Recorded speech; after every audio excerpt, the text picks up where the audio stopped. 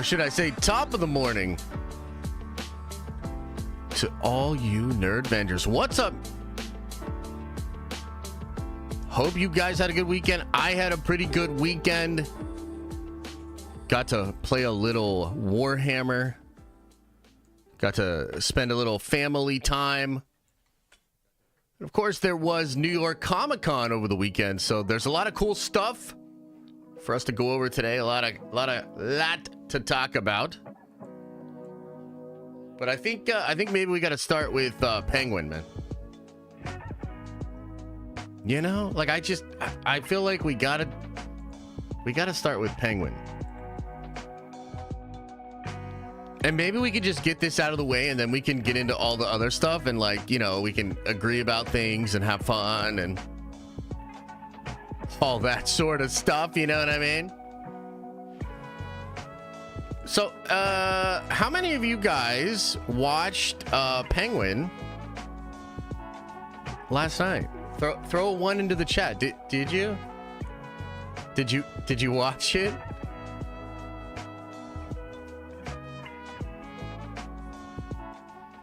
Well, look, according to Nielsen, not a lot of y'all are watching it anyway, so it probably doesn't even matter that much. But we'll talk about it a little bit, man. Oh my God, I can't believe it. Penguin continues to just vex me, confuse me. I'm not sure what to think. I'm not sure how to handle it. Because I think this show is boring as fuck, man. I mean, so I was watching the episode last night. And this is how you can tell that not only, like, I'm not really enjoying it very much at all, but my wife is over it, like, completely. She literally asked me yesterday. She literally was like, why are we watching Penguin? And I was like, well, you know, I feel like I kind of have to at this point. I've talked a lot of crap on it, and I want to, you know, continue to do it. And she's like, you don't even cover it. She was like mad. She was like, you don't even cover it. And I was like, well, I mean, I cover it a little bit on the streams, you know what I mean? Like, we talk about it on stream a little bit. And she was like, yeah, but you barely talk about it. You just talk about how boring it is. Technically, you could just talk about how boring it is, and we don't have to keep watching it. Like, she's so mad that we're spending that hour of time each weekend to watch this thing because it is an absolute snooze fest, man. It is an absolute snooze fest. I'm shocked. I think part of why I'm so shocked by this is, like, I just can't believe that there's this many people that like the show. I'm pretty shocked that there seems to be a big contingent of at least people in my community, people on social media, etc., that like the show, that think it's really good. And I just don't see it, guys. Like, watching it last night, there were a couple of scenes that were good. So I liked the scene. Ironically, I thought the best part of the whole episode was all the stuff with Victor and Penguin's mom. Like, weirdly, that was like some of the best stuff. Everything else, there's two main things that I really dislike about this show. One would be the staging of each individual scene. A lot of the scenes are like all in the same room or like all in the same little building, and there's no creativity to it, and it feels very, very, very weird and cheap. As an example, there's the scene with Oz when they all are in his apartment, and he's got the guys out here waiting, and then he's got the thing where he's meeting with the girl in the back, and it's all just literally in a fucking apartment, dude. It's all just in a goddamn apartment, and it looks terrible. And I hate the staging. It's so boring. It's like making the boring show even more boring. I can't believe it. The other thing is, it's so fucking contrived. Every part of the show. So the show is tapping into a lot of, like, gangster vibes, a lot of old school mafioso type things, right? Javier, thanks so much for that, man. I will pass that along to her. Give me just a second here. I'm not done. I'm not done talking about Penguin, man. Hang on. You might be trying to reel me back. You might be trying to pull me back, but no, I'm not done yet.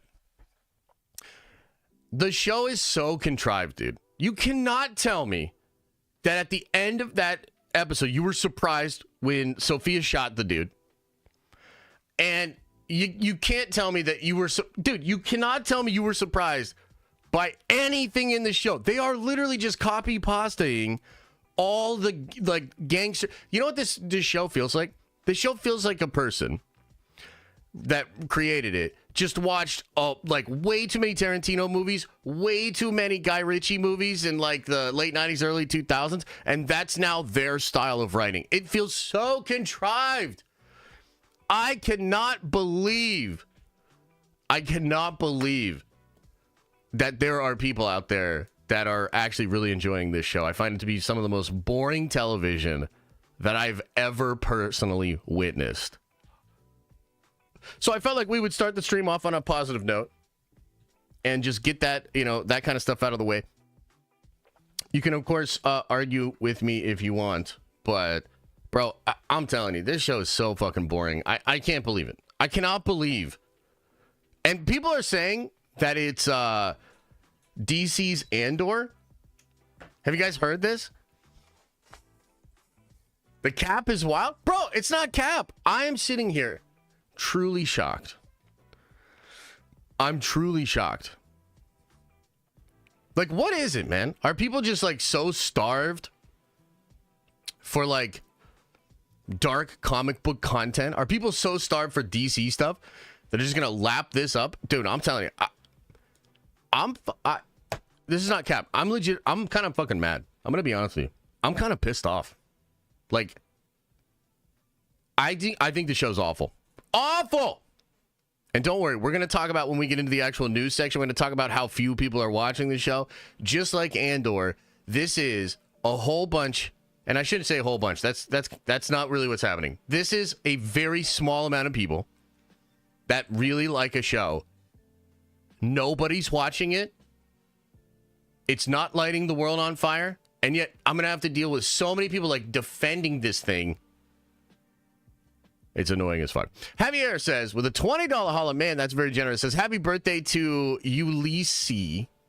Sorry if I misspelled her name. Much love. Yeah, no, it's fine. Her name's, she has what I thought was a pretty, like, I never really thought her name was that complicated or hard to say or whatever. But I've been with her long enough to realize that, like, nobody can get it right. Everybody calls her something different. So it is Elisa. It's like Lisa with an E at the beginning. And I mean, she's gotten Lisas, Alyssa's, Elise. I mean, so many different things that she gets called. Who would have thought? I don't think Elisa's that complicated of a name, but it is what it is. Rossi says, film school has ruined you. I mean, that's not necessarily true. I try to view things through just having a fun kind of a lens. Now, certain things that a show can do kind of like make me excited with like the cinematography or the choreography or something. And yeah, there's always a part of me that's, kind of thinking about that through the film school lens. But dude, I'm telling you, there's just stuff like it makes me want to EFAP this show. It makes me want to EFAP the show because there were even little shots. Like there was an establishing shot that they did like with a rig that like came in on the car. And I was like, this is fucking terrible. Like this shot is terrible. And it's supposed to be this like cool fucking like, oh shit. And now we're here. And I'm just like, dude, what is this show? Anyway, Chris Listenfeld says, happy birthday, Elisa. Much love. Enjoy your day. She's enjoying the day quite a bit because we're not watching Penguin anymore. At least she's not. Although she keeps saying that. She's like, nah, I'm done. But then like every Sunday night, I kind of trick her into watching it. So I hope you guys had a good weekend. I had a great weekend. I did end up getting down to Pittsburgh and played a little Warhammer with my friends, with my buddy.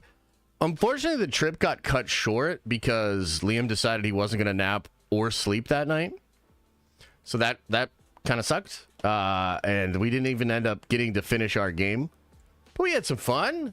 We played some poker with just like us, the couples, and that was pretty fun too.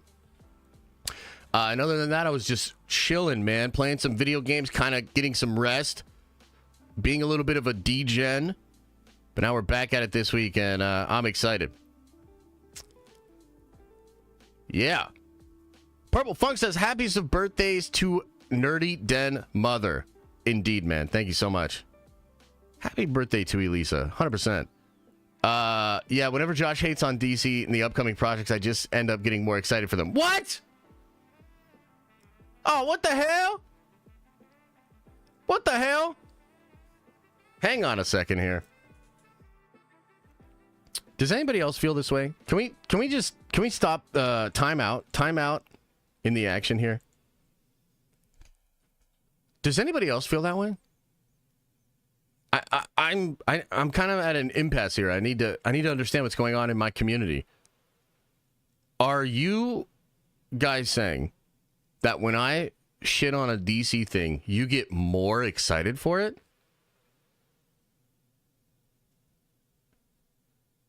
Throw a 1 into the chat if that's true. Okay, good. Okay, thank God. So I thought I was going to have to start reverse psychologying here and flipping and pretending that I'm really excited for everything. Okay, thank God. All right, keep the music going. Okay, we're good. Cool. That was that was a little worrying. Okay, Mr. Penguin says with a 10 spot, says, is it me or does this DCU already super confusing with multiple projects that in the works that we don't know how they fit in? We also have the Reeves verse alongside of James Gunn. Like, what is going on? I actually think that's a completely fair question. Over the weekend, James Gunn was at New York Comic Con and talked a lot about this. So I have an article pulled up, and when we get into the nerdy news rundown in just a bit here, we're going to go over all of that. But I think that's actually fair. You know, I've criticized Gunn a lot for this. I think, you know, it's so weird to kind of come in to DC, admit that it's fractured, and then allow it to be fractured still, and then in some ways fractured even more. Like, we're going to talk about, like, Creature Commandos happens in between season 1 and 2 of Peacemaker, but season 1 isn't canon, but parts of it are canon, and now the second part is canon too. Don't worry. We're going to talk about all of it. But I do think that's fair criticism. Rossi says you should pitch to Warhammer 100%. I mean, I've thought about it. I have some sort of ideas for some Warhammer content. James R says, am I back? 3 years, no Avengers for life. How are you choosing who's coming to the Secret Wars theater screening? I want in. Love you all. Well, it's a bit too early to decide that. I guess I didn't really anticipate it selling out, but I guess that is a fair consideration. Yeah, I'm not really sure, man. That's something that I'm gonna be kind of working on with my team. So, you know, this is something that I kind of pitched to my manager and my agent already. So there's something we're gonna try to figure something out. We got time. Okay. Okay, Rossi says, I'll never get on your hype train again because of Venom. Oh boy. Don't worry. We're going to talk about Venom as well. In fact, you know what? Before we get into it, man, how are you guys feeling? About Venom 3? Are you guys I mean, first of all, are you guys going to go see this fucking thing? We're going to talk about it in a little bit here. It's looking a little rough. It's looking a little rough out there for Venom specifically. So we'll talk about that. I guess for those of you that are going, how excited are you? Chillin says I'm kind of stoked. Now, is that mostly around the Knoll aspect? Has the hype went down? I mean, my personal hype has dropped a little bit. Yeah. My son is a huge fan, so unfortunately I'll be there Thursday night at 7. Right on, though. I mean, yeah, it's one of those things where, look, I'm going to be honest. I don't even know if Elise is going with me. I haven't bought tickets yet. And I don't know if she's really that interested in going. We'll see. So I might be solo in the Venom. And then I'll come back. I'll do a little video on it. Speaking of that, actually. Speaking of that, tomorrow night we're going to stream, actually. And we're going to do the watch party tomorrow night. Normally we do these on Thursday nights. Usually every Thursday we watch something together via Twitch. We're going to do that tomorrow night. Reason being, Thursday's kind of like I'm going to see Venom, and then I'm working on the Venom review breakdown.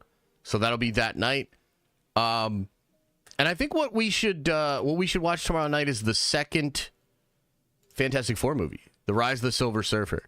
We had watched Silver Surfer, or rather the first Fantastic Four last month, and we've been talking about doing that one. So I think that would be a good one to do. So tomorrow night, we will watch Jessica Alba and whoever else is in that movie. So that should be sick. Benjamin says, can't wait to fall asleep during Venom 3. Oh, God, I hope it's not that bad. I hope it has some redeeming qualities, man. And if it doesn't have, I'll fly you out and we'll see it. I mean, look, man, maybe if Venom 3 is a little bit more hype, we would consider something like that. But I might even wear a disguise. I might be embarrassed to be in the theater. Yeah. Ultimately, I think the big question with Venom is, like, did Sony turn in a really Sony Venom movie and then just stick Noel in it? You know what I mean? Because I think that's kind of the concern. If you look out there, that's... I legitimately think that's the concern. JH1129 says, I'm going to see Venom 3. Hype kind of low after Venom 2. Yeah, I can't blame you there. Q is not a robot says, ignored over on Twitch. No, not ignored. Han is wearing a Doom mask. Yes, that's true. Twitch exists. Okay, yes, I know. Twitch exists. What's up, Twitch? Hope you guys are doing well. Hey, VM, thanks for gifting a membership. Appreciate you, brother. Evil Diner 777, thank you for subscribing. Appreciate you guys. Appreciate you guys. And then Zach says, happy Monday, guys. 8 months of nerd venging. Let's fucking go. I'll watch after work. Much love. Nerd Venge for Life Unity. Okay, thank you for that as well. If you have backed Unity on Kickstarter, we are doing an update stream tonight. I think we'll go 7:30. I'll update everybody via a Kickstarter link that'll go out through your Kickstarter messages. So make sure you're on your Kickstarter account. And then I'll be touching base with everybody else via the collector Discord. So just an update to the status of Unity tonight. I want to talk about some cool things, you know, kind of explain why things are delayed, but why I think they're going to be back on track now, and talk a little bit about some fun lore type stuff as well. So that'll be happening tonight, I think at 7:30. Zach, thank you for gifting a membership, man.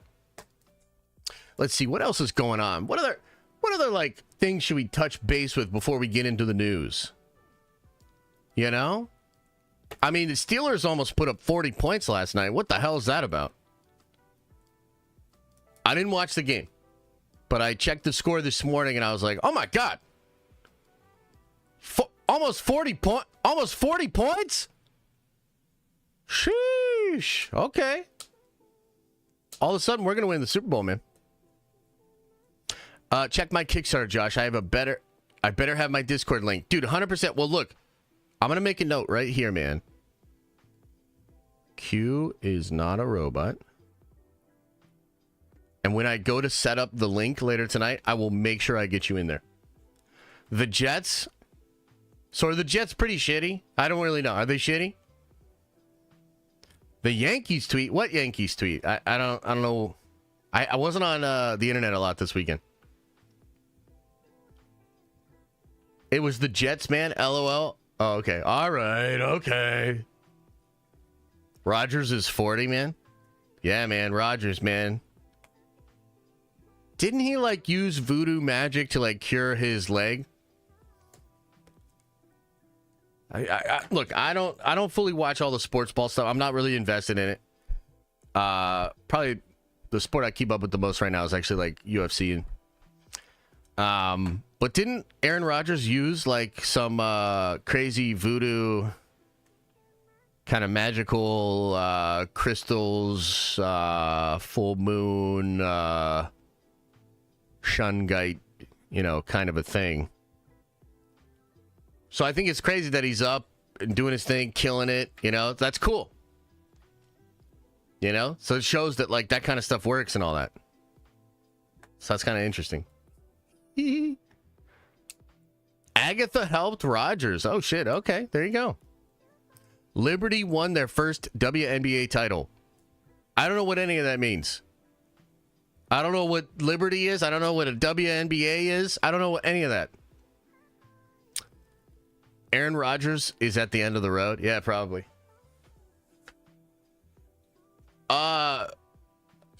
Charlie says, Josh, what did you think of Creature Commandos trailer? I didn't watch that shit, bro. Creature Commandos? What the fuck is a Creature Commando? Hey, chat. Real talk. What's a Creature Commando? Can somebody explain it to me? What is a Creature Commando?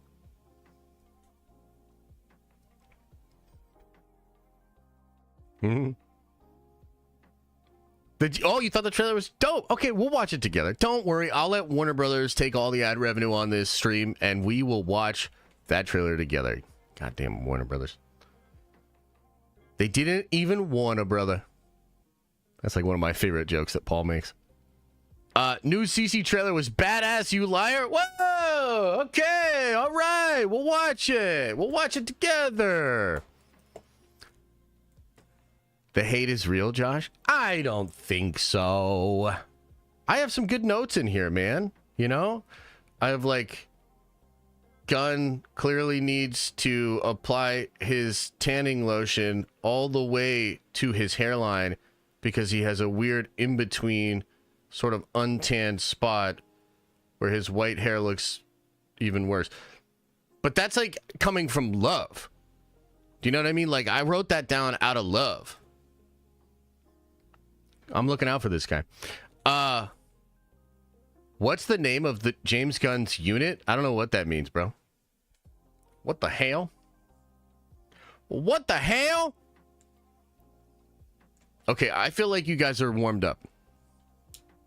Says the guy with this hair. I mean, you're not wrong. You're not wrong. James and I probably actually struggle with similar things. Fuck, I wish I never would have just said what I just... Can we 86... delete the VOD. There's no goddamn way. I can't admit that. But don't we even kind of look similar? You know?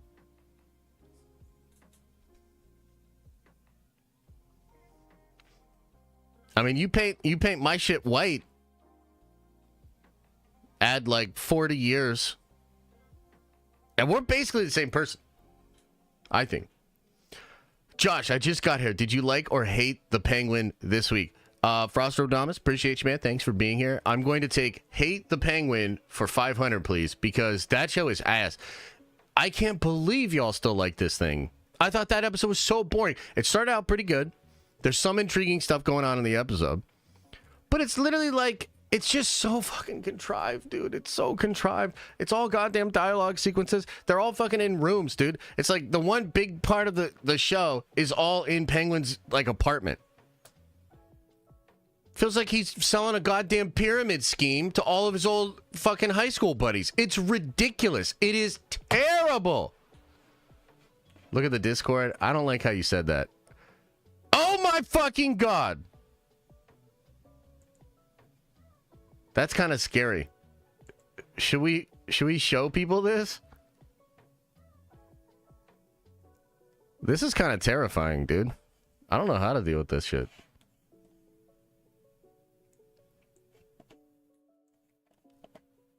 This is going to be a jump scare.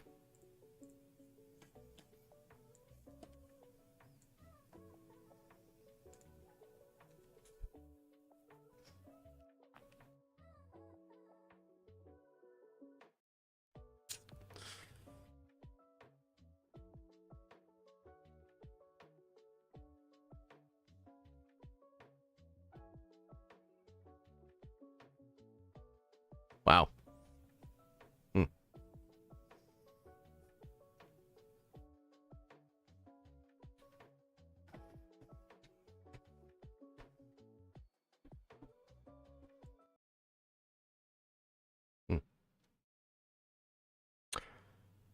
Well,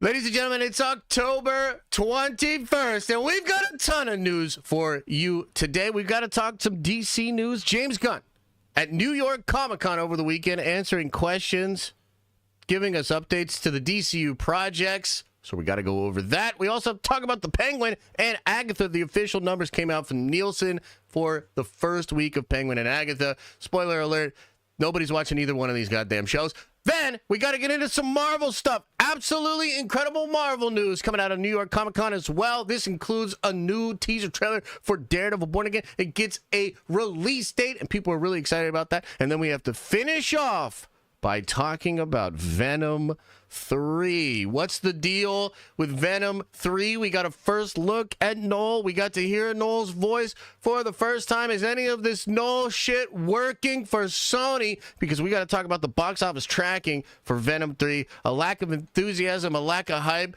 and I'm kind of confused about it. This is the Nerdy News Rundown. It's like the news, but for nerds.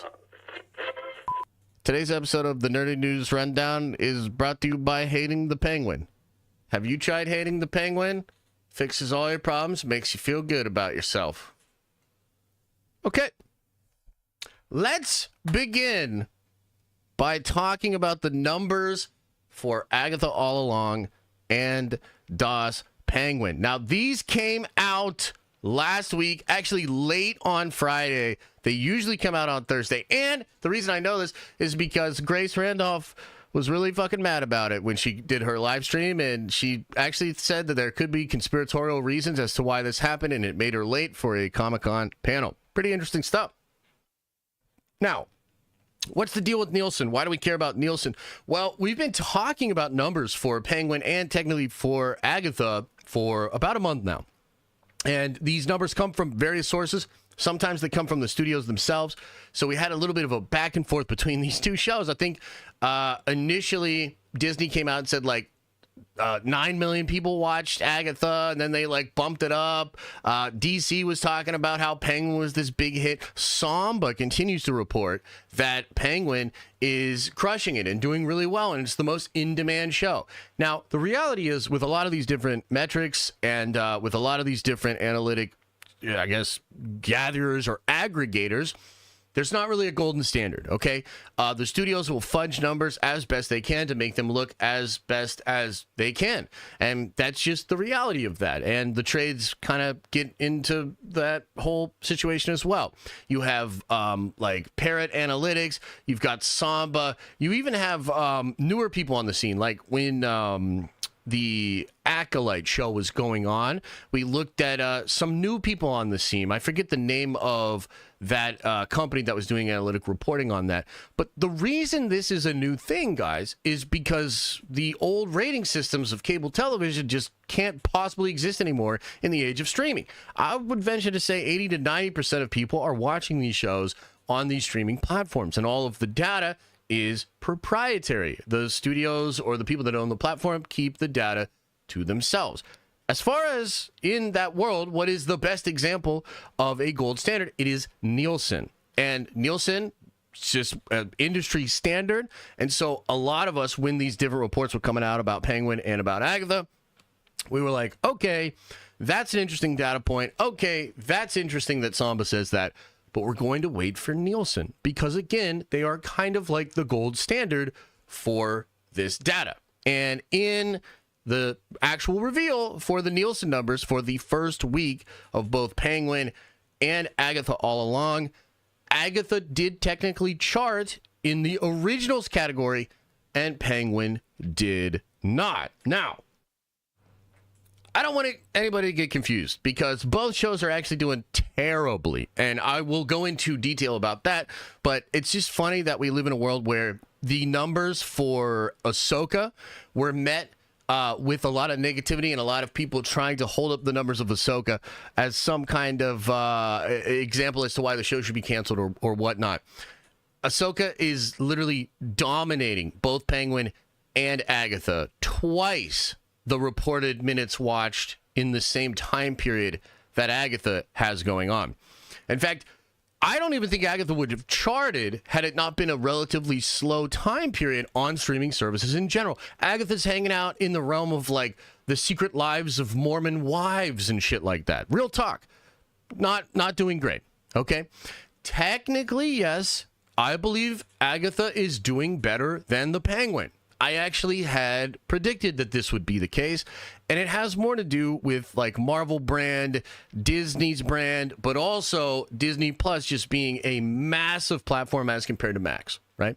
So Agatha is doing better than the Penguin. Now, that could change, of course. And one of the other things that's been reported is that Penguin is picking up steam. You know, Penguin's getting more and more people watching it. Now, that's coming from the studio and the Hollywood trades. You can't necessarily trust it. But if it is accurate, we could actually see a flip. So I'm not saying that a flip could not happen where eventually Penguin becomes a more viewed show than Agatha. But I think the reality is neither one of these shows is doing very well. Okay, and I don't know what each show cost. I believe Disney said that Agatha is cheaper than Echo, and Echo had a budget of like $40 million, right? So I guess the question is, are these studios okay with these kind of numbers for these big branded franchise shows? I also believe that Agatha stands to do less damage to Marvel overall than Penguin. Now, that might seem weird because, again, I think people like Penguin, and there's a contingent of people that are very positive on Penguin. I think the 4th episode has been very highly rated on like IMDb and stuff like that. But the reason I think this still is probably not good for Warner Brothers is nobody's really watching the show, man. Like, Penguin is not lighting the world on fire. It's not actually doing well. I would imagine it has a budget that is higher than Agatha all along. And on top of all of that, it is literally a spin-off show to a secondary universe of that franchise, of that IP. This is all connected to Matt Reeves' thing. And so I think, man, if we're being honest with ourselves, and I know this might be sort of a hard thing for people to hear that really like the Penguin, it's not a hit. Okay, period. It's not a hit, at least according to the Nielsen charts so far. I am willing to concede that over the course of the next couple of weeks, it could pick up a lot of steam, and we'll see that in the Nielsen data. That's what's great about Nielsen. We will absolutely see that reflected, and we'll see it in a pretty more even way as compared to Agatha. Couple of caveats here that I'm sure you're screaming about in chat if you're a big fan of the Penguin. Number one, yes, Nielsen does only track United States households. That's totally fair, okay? Nielsen also only tracks the streaming services. It's not tracking typical cable. So it is technically possible that because Nielsen does not have the actual HBO numbers and it doesn't have numbers overseas, perhaps Penguin is actually doing better than we think, and maybe it's close to Agatha. But I just got to say, man, if you think that makes it possible that Penguin is a hit at this point, within its first week, you're just wrong. Like, there's no way. The percentage of people that are watching this show on HBO cannot be so high as to pad the numbers in a way that makes it a hit. No way. So this is literally DC's Andor, meaning a show that seems to have captured the attention of an audience that really enjoys it. It has caught the attention of a lot of critical eyes and critical acclaim, but it is in no way, shape, or form a hit show. Maybe DC and Warner Brothers is okay with the way Penguin is performing. Maybe not. I am also curious as to how Marvel feels about this, because I think, frankly, this is probably not something Marvel wants to be in the habit of doing. Now, what do I mean by that? I don't think Marvel wants to do stuff like Agatha and allow it to kind of just reach the real minuscule numbers that it has reached. I think they're in a tricky position because this is a show that was greenlit a long time ago. They're very reluctant to Batgirl things like, Zaslav does. So they just released it. 1 day of reshooting, from what I've been told. So they changed a few things and they're just letting it rip. And it's interesting. I'm curious. Are they okay with it? Is Warner Brothers okay with it? I'm not really sure, but I think, as far as just the news, the big update that dropped on Friday is that basically nobody's watching either one of these goddamn shows. Would love to know what you think about that. I'll pause for a second to see if chat has anything interesting to say about that. And then we will get into the next topic, which is more DC news, all about James Gunn and the announcements that he made at New York Comic-Con. I guess the main question that I would have for you is, do you believe, chat, that Penguin will overtake Agatha by the end of the show. Do you think so? Do you think that by the end of the show, Penguin would have so much support and actual data from Nielsen to back it up that we would have to consider it to be a hit?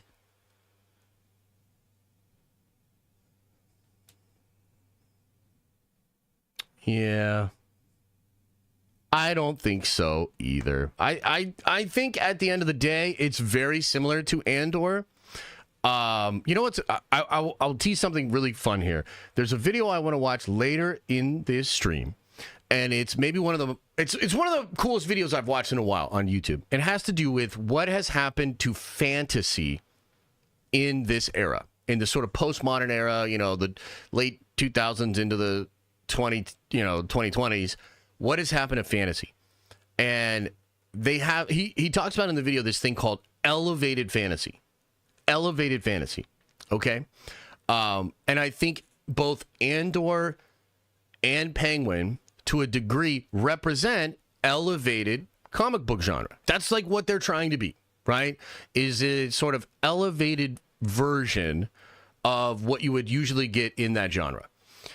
But I think the mistake that both of them are making is they're sort of forsaking a lot of the draw from that big audience that exists for that IP. There's just kind of no way around it. Like, nobody really watched Andor, guys. Nobody's really watching Penguin either. So while for a sort of slice of you that are really invested in the genre and want to see the elevated version, it's working. And to be honest with you, I appreciate that. I even appreciate that with Andor. But I find both shows to be totally boring because they're so far away from what I love about that franchise and IP, right? So, I don't know. It's going to be interesting to see if, at the end of the day, Warner Brothers will consider Penguin to be a successful experiment or a failure. I'm not really sure where we are at right now. Okay, well, let's shift into talking about the DCU. James Gunn, our favorite over here, was at New York Comic-Con, man. Check this out. We got a whole full article here to go over. A lot of different updates from Mr. James Gunn about the DCU. And so I want to go over this with you, and then we'll give commentary as we do. We are over here on a website called Screen Brief. Okay?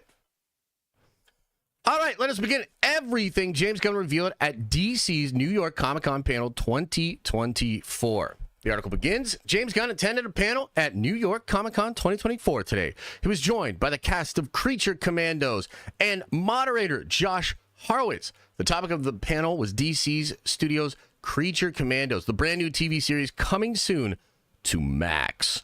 Gunn also, well, as updated on DC Studios generally. That's not a good sentence.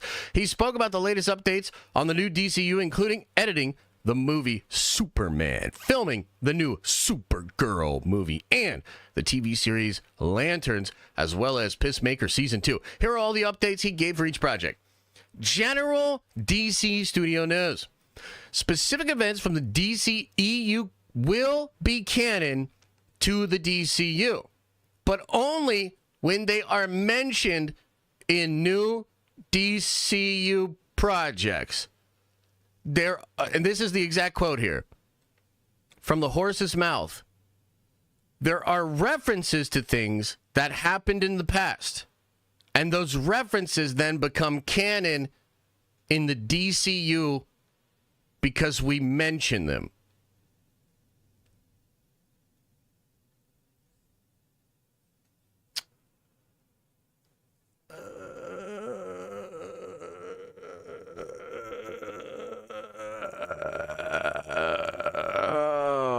Oh, man. Oh, man. Okay. All right, let's keep going. Maybe more stuff will actually make sense. One example given of what is still canon from DCEU is that Rick Flag is still dead. Creature Commandos explicitly mentions that Rick Flag Sr.'s son is dead, thereby making it canon. Are we having fun, chat? Are we having fun? There is no overall aesthetic for the DCU. Instead, each project will be artistically distinct. Every single project that comes out of DC Studios is going to be its own thing. It's a connected universe, but we're not imposing any overall aesthetic. Wow. Okay, so just to be clear here, try to take the bias out of this. The president of DC Studios has clarified how canon is going to work and made mention that there is no overall aesthetic for the universe. The way the canon works is that things in the DCU happen and they'll do really awkward exposition to reference them, and that's how they're going to make it canon. Okay, well, I'm just curious, chat, as we continue to go down here, if you're super hyped up for that and you think that was a good answer, throw a 1 into the chat. Let's move on to Superman. The Superman trailer will arrive relatively soon. I'm sure that Gunn's going to be super clear this time, man. Oh, he probably just started off a little shaky. And he says, it won't be too long, but it won't be too soon? What the fuck is happening? This motherfucker right here, I swear to God! No! No! It can't be! This can't be fucking real! Who gave this fucking guy this job?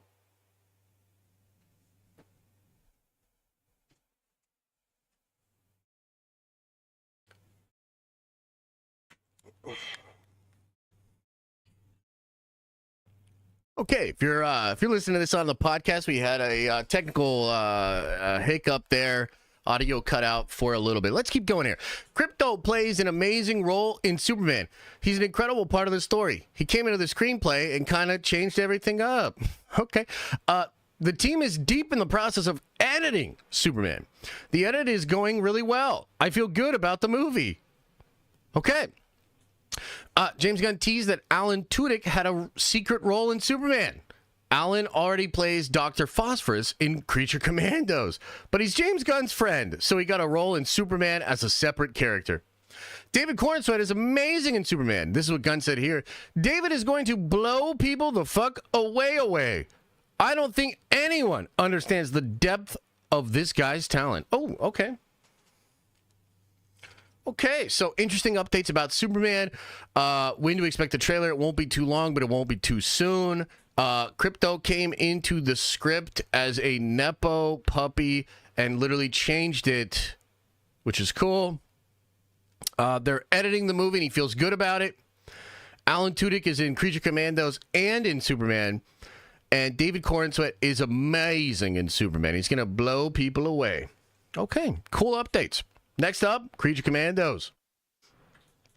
James Gunn started writing Creature Commandos back in 2022 under the old DC regime. It had not yet been greenlit. Gunn later became DC Studios co-CEO and greenlit the show himself. Bro, this can't possibly be real. And this is the screen. How the fuck? This is a puff piece. This is a puff piece. Ladies and gentlemen, the screenbrief.com is trying to fucking do a puff piece. Yeah! Oh my God. I'm having a blast going over this shit. I hope you are too. I'm just going to read that again. I'm not going to put any bias. I'm just going to read this flatly. Just listen to this. James Gunn started writing Creature Commandos back in 2022 under the old DC regime. It had not yet been greenlit. Gunn later became DC Studios co-CEO and greenlit the show himself. Okay. Rick Flag Sr. will appear in 3 DCU projects already. What? He is animated in Creature Commandos, live action in Superman, and is very important character in Peacemaker Season 2. Guys, am I having a seizure? Can we just, for just a second here, can we just take just a moment? Is this real? Am I having a seizure? Or is this actually real?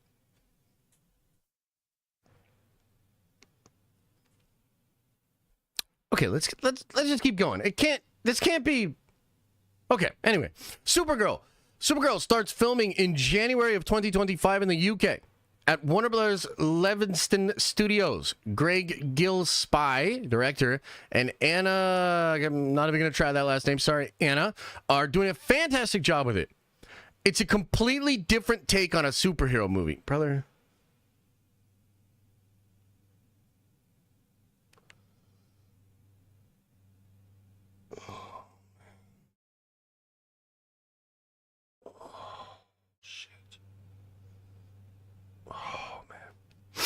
It's a completely different take on a superhero movie.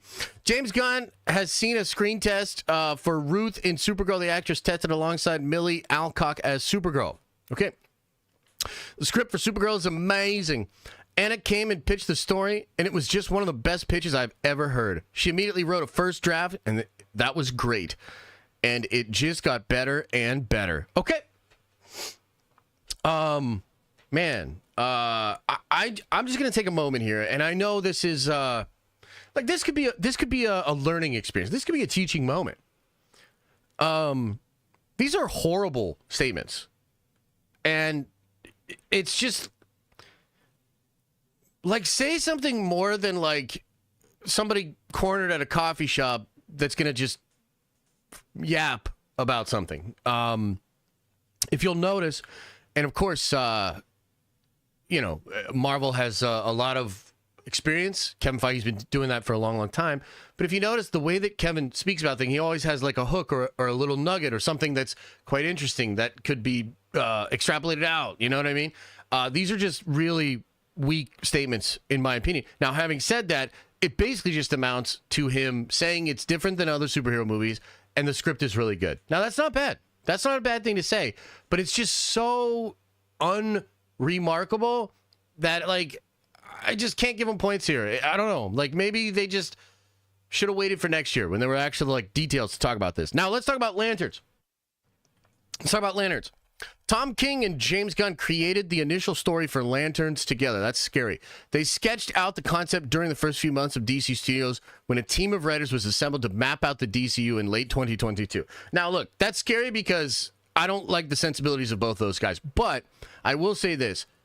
If what they're trying to say is that Lanterns is intricately woven into the shared plot that they're building up, that's cool. But maybe just say that. Aaron Pierre was almost cast as Adam Warlock in Guardians of the Galaxy. He's an amazing actor, and I've really admired him from the beginning of his career. That's true. He is a good actor. Gunn had seen Aaron Pierre and Kyle Chandler screen test together for Lanterns. It was a sort of miraculous moment. I just love everything they're saying together. I actually believe him there, and I think that's going to be a really cool dynamic. This is maybe the most hyped up DCU thing for me. I just like a lot of the talent that's involved, including the two actors. I think they're going to be great together. Lanterns is almost ready to start shooting. Chris Mundy, Damon Lindelof, and Tom King are dealing with Lanterns. We're getting ready to shoot that, and it's been amazing. So I like a lot of those people. Tom King is kind of like a big question mark for me. I'm really like, why is Tom King so involved with everything DCU? However, if it ends up being really good, I'll be like, damn, I was wrong about Tom King. He was kind of the glue for it. But Chris Mundy and Damon Lindelof, those are names. Those are television names. Those are people I actually genuinely get excited about being involved. Lanterns is very grounded. It's a very grounded in real series, which is strange to say for a Green Lantern show, but it's going to be something nobody's ever seen before. Okay, so Supergirl is a completely different take on a superhero movie, and Lanterns is something people have never seen before. Okay, so talking a lot about how unique the vibes are going to be for these DCU projects. Okay, let's talk about Peacemaker Season 2. Peacemaker is shooting right now, and it's almost done. John Cena's acting is incredible in it. Season 2 is very different from Season 1. Okay. It's a very different season. Very magical. Okay, that's all they got. That's all they got on Peacemaker Season 2. Okay, so thus concludes James Gunn and his update. It's like the news, but for nerds. Chat, you're fired. thus concludes James Gunn's update for the DCU from Comic-Con. Now, look, we're being a little cheeky with some of the commentary about some of the things that Gunn reported. I do think it was kind of a weaker presentation, but technically it's just for Creature Commandos, and he updated us on a lot of other stuff, so I do appreciate that. Creature Commandos itself, we'll watch the trailer in just a little bit here, but chat, did you know when James Gunn has decided to release the Creature Commandos show? Anybody in chat have an idea of when that's coming out? And what do you think? Yeah, it's coming out on my birthday. So it is literally coming out on my birthday. So basically, he's trying to overshadow what should be, frankly, a national holiday in the nerdy space. My goddamn day. And he's trying to overshadow it with Creature Commandos. So there's that. Now, before we get into the actual Creature Commandos trailer, I had a thought. Normally, New York Comic-Con is actually not a big place for movie announcements. Okay, a lot of the movie stuff happens in San Diego. I think it's because Hollywood's a lot closer. They can do a lot more extravagant stuff. It's a bigger venue, has more history. There's Hall H, right? So it's kind of odd that we're getting, big DCU updates at New York Comic-Con. Now, technically, he was talking about a show, right? He's there for Creature Commandos. But I had this thought, and I want to put this out in the universe because I think it could actually be cool. I don't think James Gunn is going to be able to compete with what Marvel does at San Diego Comic-Con. I think if he tries to, he will get crushed and look silly. Remember that The Rock got booed at Comic-Con. It was crazy. It was like 2 years ago. Rock comes out talking about, DCU, talking about Black Adam. He's literally getting booed. Next thing that happened was he pulled all sorts of strings and got Henry Cavill back in to the DCU. So sometimes booing can be cool and it can work, right? But the point is, I don't think DC or Gunn should try to replicate what Marvel is doing at Hall H at Comic-Con. I actually think it could be better for them to target New York Comic-Con. And it kind of fits the vibes, right? Like New York City, a little bit like more gritty, a little bit more like street level, gray skies, like a little bit darker, if you will. I think New York would be great for DC to sort of make their mecca. That would be really interesting because you'd essentially then have Marvel Studios doing Hall H stuff in July, targeting the big West Coast Comic-Con. And then a couple of months later, DC could then have a big presentation at New York Comic-Con. That would actually be pretty cool. It would kind of allow, that stage over there to just be for Marvel. And then you take advantage of New York Comic-Con. You start to try to build something different at New York Comic-Con. That's just a little bit of speculation on my part, just because I thought it was cool that Gunn was there, right? I'm obviously taking shots, and we're having a good time with some of the silliness that was in some of his answers. But generally speaking, he's out here trying to promote. He's going to a big Comic-Con, and he's trying to hype people up about it. I respect that. I think that's good. I would suggest just making New York Comic-Con the sort of home of DCU's version of Hall H. So yeah, just kind of wanted to put that out there. I think that would be super cool. What do you think about that, chat? What do you think about that? Good move? Bad move? If Gunn's universe even lasts that long. I mean, that's a fair point, but you have to kind of act like it's going to, right? You don't really plan for failure. You plan for success. And then the studio would have to step in and be like, actually, it's over. So I think you plan for success. Marvel should do it there in NY. Everything they do is NY. I mean, Marvel just owns San Diego Comic-Con, though. And they just did something crazy, okay? So they just used Comic-Con in a way that's never been used before. It actually served as extra promotion for Deadpool and Wolverine. It sort of bolstered all the hype around Deadpool and Wolverine. There were some people even some industry insiders and experts that had warned that Marvel Studios was going to undercut Deadpool and Wolverine by having Comic-Con during its opening weekend.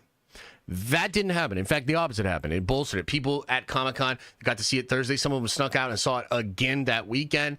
The business that was created, the buzz, the social media impressions, it was insane. They're going to do the same thing with the Fantastic Four. The Fantastic Four is going to get that Comic-Con boost next year. So I just don't know that DC has a chance to compete with anything like that. I would target New York Comic-Con.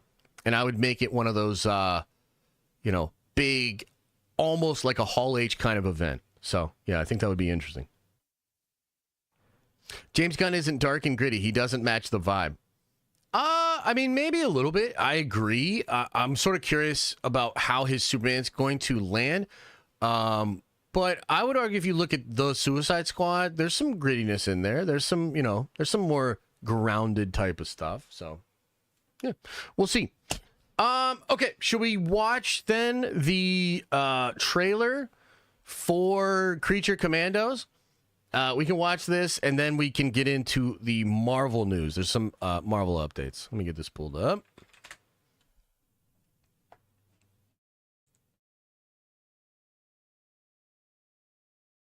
Creature Commandos. One day ago, it didn't even hit 1 million views. Bro, what? The one from 2 months ago hit 1 million, though. 1.4. Maybe this will.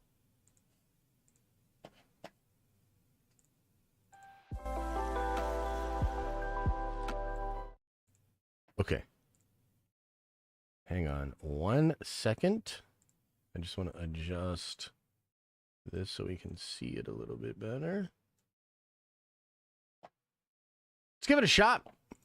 Flag, you found yourself in the middle of an international incident. Oh, princess.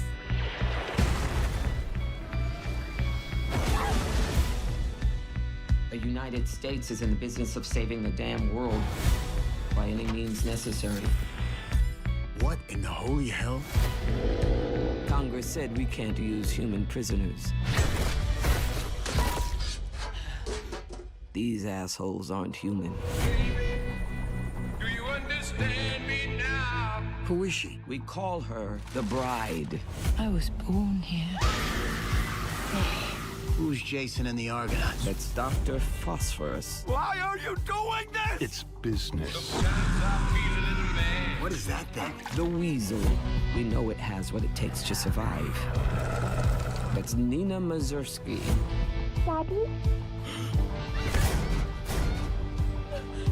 Last one is G.I. Robot. Cheers to the Tin Man.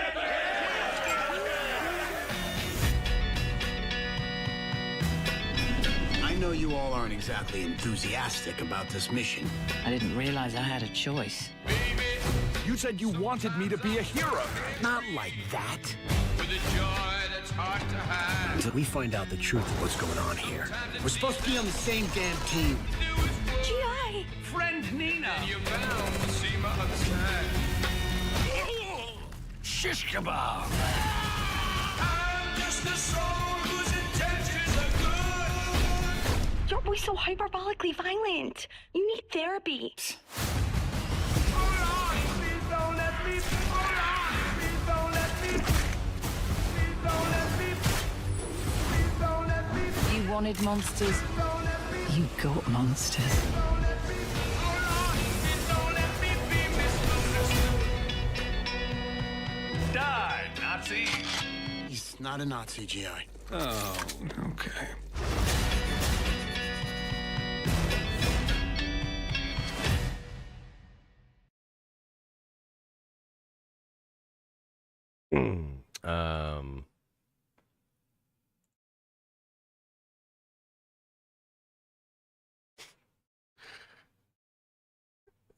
So, what the fuck is this? This is like another Suicide Squad? This, like, are they gonna, what are we, some kind of Creature Commandos, like, kind of thing? Like, what? brother. Okay, let's go to the chat. Let's go to the polls. Let me go to the polls. Oh, sorry, I missed your super chat. I'm going to go over the chats in just a little bit here, okay? After we get out of the news segment, I'll catch up on all the chats, ladies and gentlemen. How did you feel about that trailer?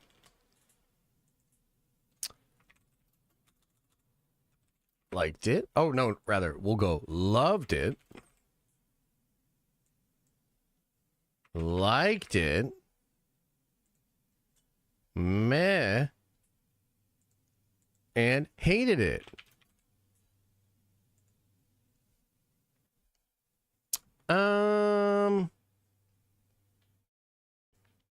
Yeah, I mean, I don't see it. So it's literally Amanda Waller.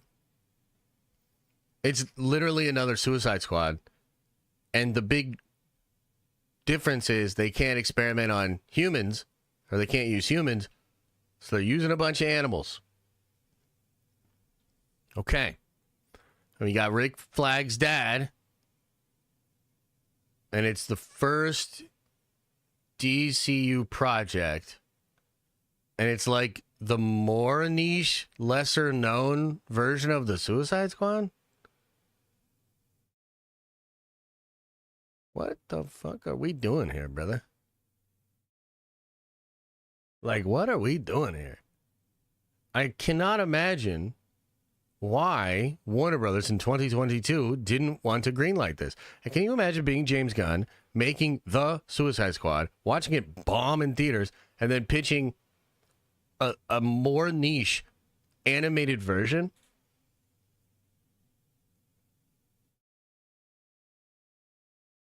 I mean, god damn. Like, I don't know, man. Like, obviously, I have a bit of a bias here. But I don't think there's enough going on here to overcome my potential bias. I think this show's probably going to perform pretty poorly. But I guess we'll see. And I think, the other thing here is this show could probably perform poorly, and it doesn't necessarily matter because it's really more about Superman. But I guess then my question would be, it's like the news. God damn it! My question would be, why are we doing this? What is the purpose of doing this? And also, what is the purpose of Peacemaker Season 2? Like, why are we doing this? I don't know, man. I'm a little bit confused. I'm confused by the strategy here. I don't know. Chat, am I crazy? Are you guys going to watch Peacemaker Season 2? Are you guys going to watch Creature freaking Commandos? Let's see what's going on in the polls here. So almost 50% of the people that have answered the poll so far are in the meh category. Okay? 12% of people loved it. 29% of people liked it. Almost 50% of people, it was 48, now it's 47% of people are meh on it. And you have 11% of people that hated it. Now, that's obviously just anecdotal. It's not like we're polling the overall public here. Maybe I would do a poll on Twitter and see, what the overall public would think. But I just can't really see the show being very successful. It almost feels similar to Agatha in the sense that it's kind of niche and small, which I think in the sense of Agatha is okay because it's a side dish to a shared universe. This is the first DCU thing. And I'm just not sure what we're doing here, okay? So, to me, the way I would kind of summarize what's going on here is we had the first big actual panel and announcement from James Gunn about the DCU, and it feels just like everything else that's going on in the DCU. Completely half-baked, and it only makes sense if you view it through the very selfish lens of what James Gunn wants to do. That's my take. That's what I think is going on. Maybe I'll be proven wrong, and Gunn can actually do this thing, create this universe, and get DC back to its former glory. But for now, that's my take. Just more of the same, pretty unremarkable shit happening over with DC. Okay, let's now shift. Let's talk about Daredevil Born Again. Now, there's actually not a ton of stuff to go over here with regards to Daredevil Born Again. There was a new trailer. Chat, you can check me on this. I don't think the trailer has been publicly released yet. There's a leaked version of it, but there's not an official Daredevil trailer released. So they're holding back on the Daredevil trailer. I'm not going to be able to show it here, but I will say it's awesome. And people are pretty hyped up about it. People are pretty excited online when it comes to Daredevil. It was confirmed at New York Comic Con that Daredevil Born Again will be TVMA. And in fact, I think Charlie Cox himself came out and said, yeah, he's going to say fuck in the Daredevil show, which I guess is cool. Potty mouth on the Catholic hero of Matt Murdock. That's cool. Now, here's where it gets actually really interesting. We have a release date.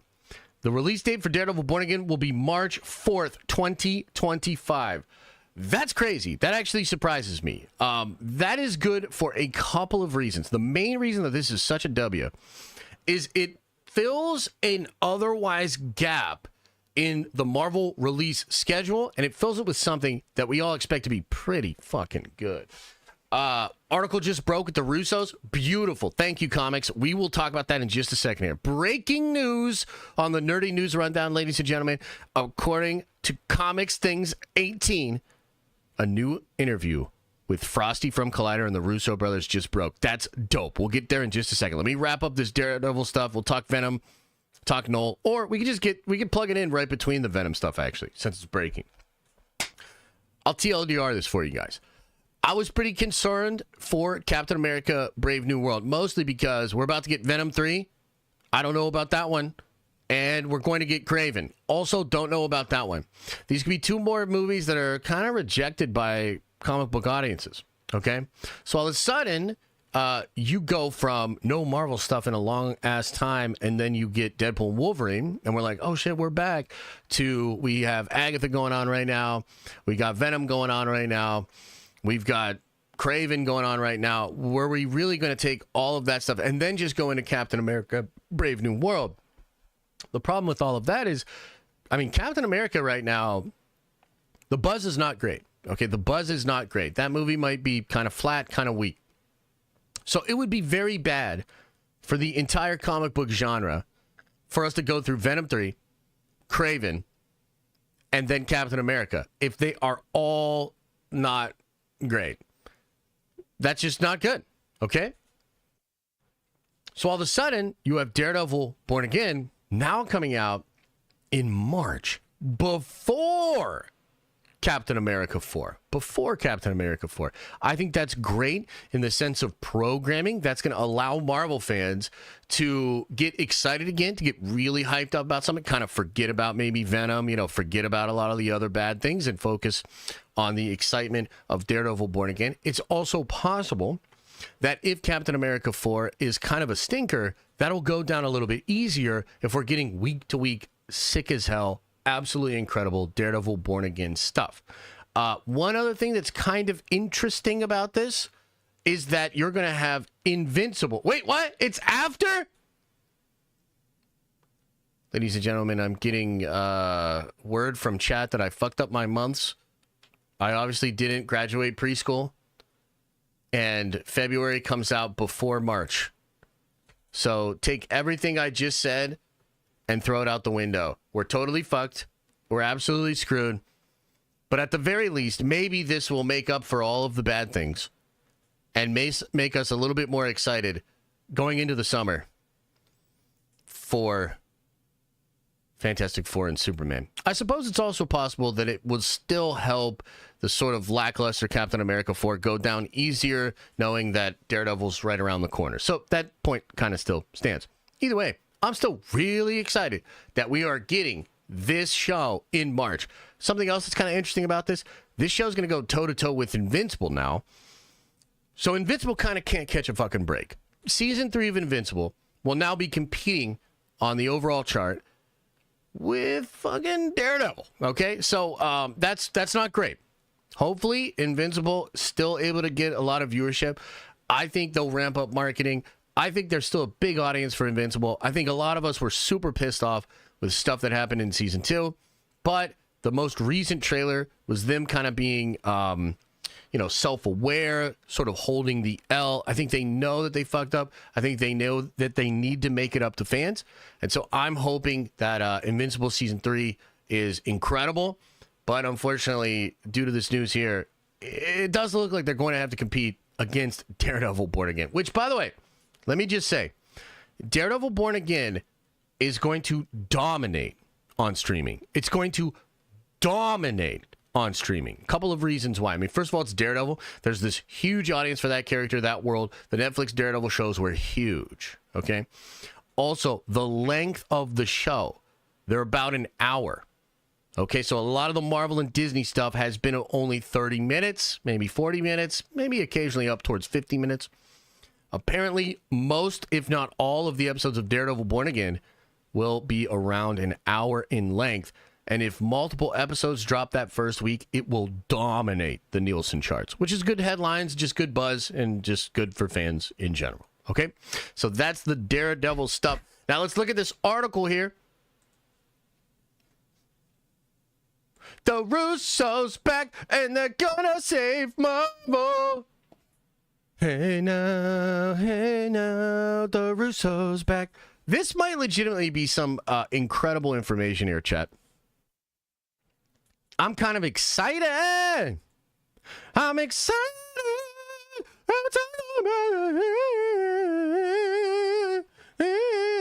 Hang on, let me get this spaced up a little bit here.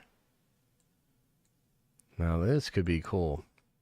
I wonder if they're going to be like, the thing with the canon for Secret Wars is some things will be referenced from the past.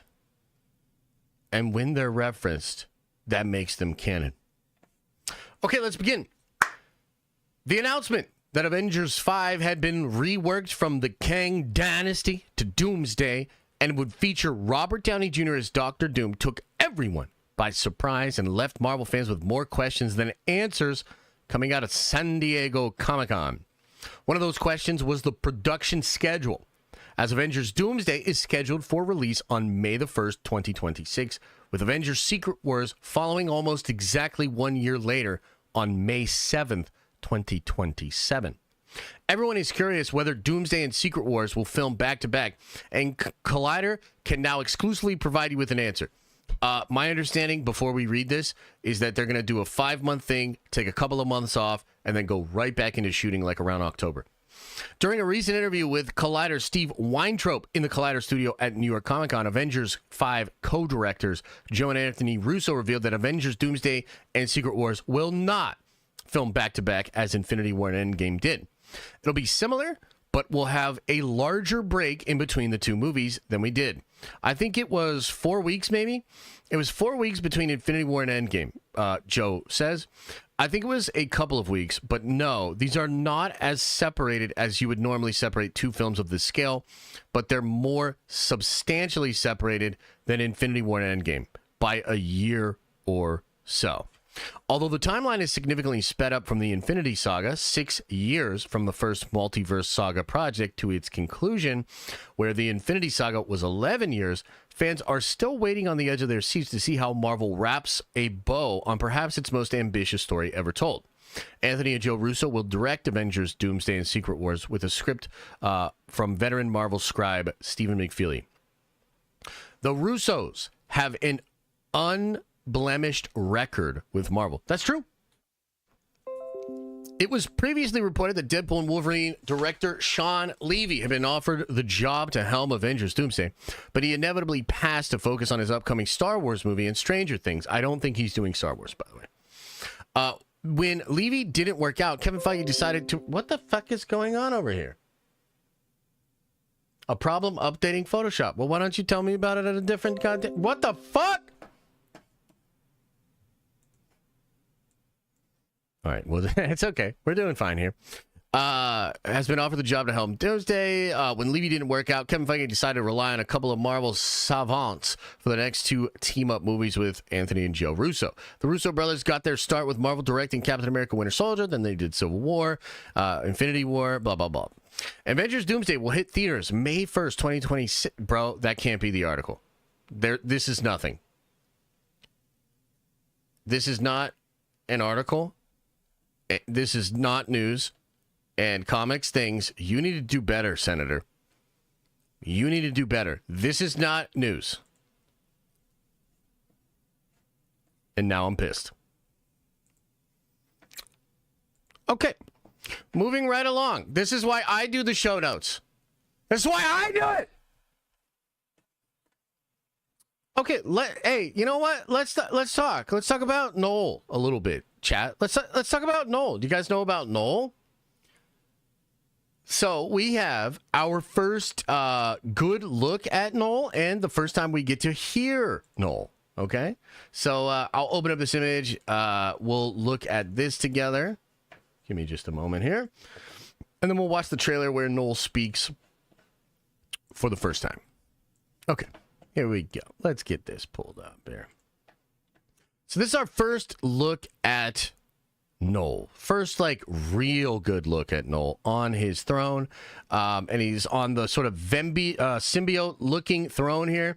He's got the all black in front of him. And then, very interestingly, there is, like, weird orange glowing power seemingly in the hilt of the all black Necrosword.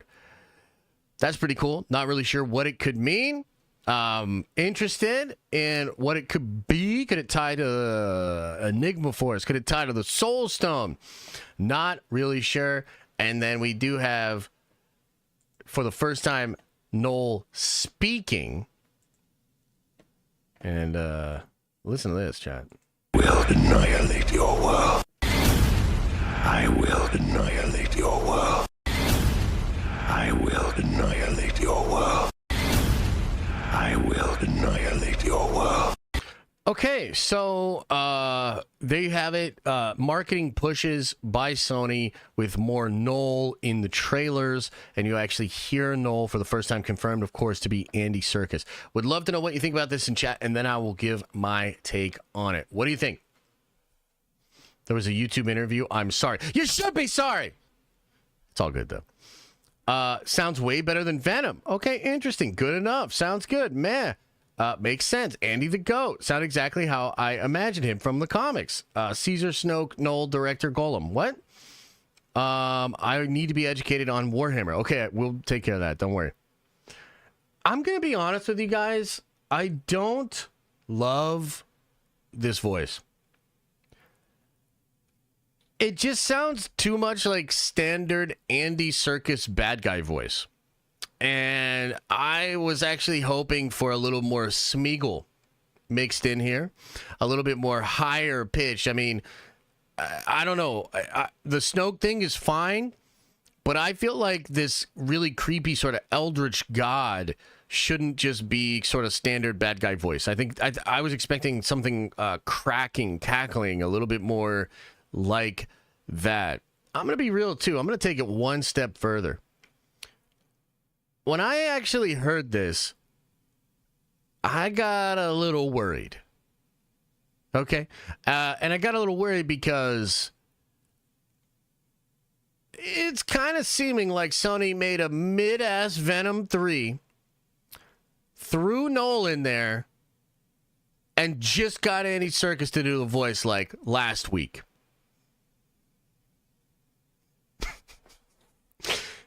I mean, you know, that's a lot of, I'm extrapolating a lot out of this, but let's be real. The narrative on Venom 3 has been kind of turning. I would say when the first couple of trailers dropped and there was all those Sony bots in the chat trying to get us excited to talk about Nolan, I just didn't fucking see it. You know, it's funny because one of the reasons I couldn't see it is because I can't fathom introducing Noel in the third movie in a trilogy that's supposed to be the last movie in the trilogy. What a Sony fucking thing to do, right? We have this absolutely incredible character that could literally carry years of movies, a saga of films. And we are going to throw him into the third movie of Tom Hardy's Venom series. And we have to convince people that it's cool enough that you should go see him, while also warning fans that this is just the beginning and he really doesn't do shit in this movie. Man, I just don't know. I've been trying to be positive on Noel, and I think Noel is a great character, and there's a lot of promise there. Okay? But whatever Sony is trying here is not working. Just from a strict box office perspective. Let me pull this thing down so you can see this a little bit better. I am pulling up a tweet here of somebody that does a lot of box office tracking. So this is Empire City Box Office, okay? And it says here, I thought Venom 3 would be the benefactor of being the final Venom film and the Joker movie bombing. But unfortunately, sales continue to be weak. Seeing an opening, hopefully, in the 60 million range now. Sony has a lot of work to do this week. So this is kind of fascinating because a couple of months ago, or maybe it was a month out, you had box office tracking reporting that Venom would open at $100+ million. They downgraded it to like 70 to 80 million a couple of weeks ago, and there were a lot of articles about how now it's going to open the weakest of the entire trilogy. And unfortunately, those numbers might be going down even further. In fact, I watched Grace's live stream on Friday. She predicts a 40 in front of the box office for this movie. How fucking devastating would that be? And I'm kind of of two minds about this because I have a soft spot for the Venom movies. I like Tom Hardy. I thought it was so cool that he decided to be Venom, right? He sees Robert Downey. He sees Chris Hemsworth, Chris Evans, Ryan Reynolds. He sees all these guys having their iconic role. He goes for one and he went for Venom. Venom's a really cool character. And Tom Hardy has done a lot to try to make these movies awesome. But the reality is Sony's going to Sony. And this movie, it's not got a lot of buzz. I think the review embargo is going to lift either later today or sometime tomorrow. That'll be for the social media reaction. And then the official reviews will start hitting on Wednesday. And if this thing starts getting clobbered with a bunch of Rotten Tomatoes, I think Sony's worst fear could happen. And their worst fear is a complete and total rejection of this movie, which is so wild. But I guess we'd have to sit back and ask ourselves, who's to blame? The second Venom movie is not good. We just rewatched it last week. I actually kind of had a soft spot for it too. Only saw it once in theaters and thought it was fun. We watched it last week. It's shockingly bad. Shockingly bad. And I wonder how many people are dead ass doing the same thing I did, watching the second movie and the first to get excited, to prepare themselves to go see Venom 3. And if you have the experience of going from Venom 1 to Venom 2, are you really going to get excited to watch Venom 3? The other thing is, it kind of seems like Sony can't outrun the narrative. And I think the narrative is what killed Joker 2. Ultimately. The narrative that it was a cash grab and it was literally an anti-fan film. Now, that's not exactly what's going on here with Sony. But I think the narrative with Venom 3 is that it is a goobly glob mess of a film that has Noel desperately thrown into it to create excitement for this and generate hype for the future. I think fans have decided that's what it is. And I don't think anything that's going to happen with the early reviews, social media stuff, or the actual reviews will do anything to change that narrative. So ultimately, we must ask ourselves, who's to blame? And is Sony, do we feel bad for Sony at all?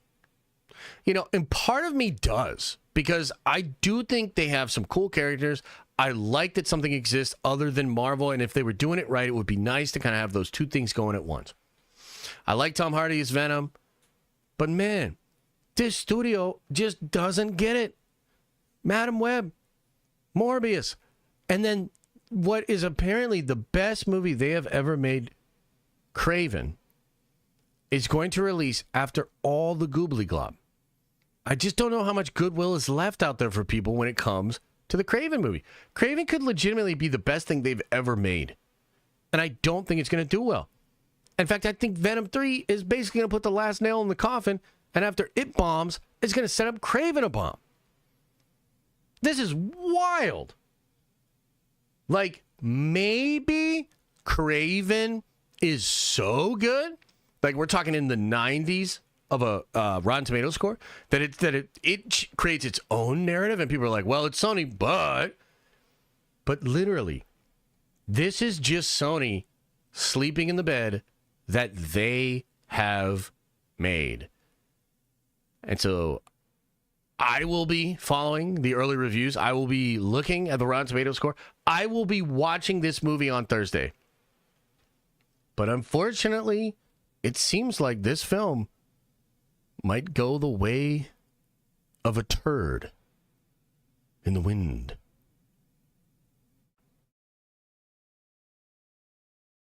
What do you think, Chap? What do you think is going on with Venom, guys? You think it's going to do okay? You think Kraven's going to do okay? What the hell's happening out there?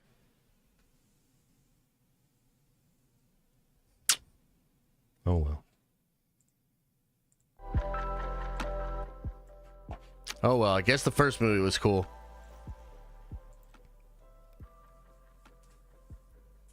Oh, well. Yeah, it's a fun Monday, huh? Hey, we're having fun in here, man. Are you guys not entertained? Is this not why you are here? Throw a 1 into the chat if you're having a fun Monday. Throw a 1 into the chat if you're having a good time.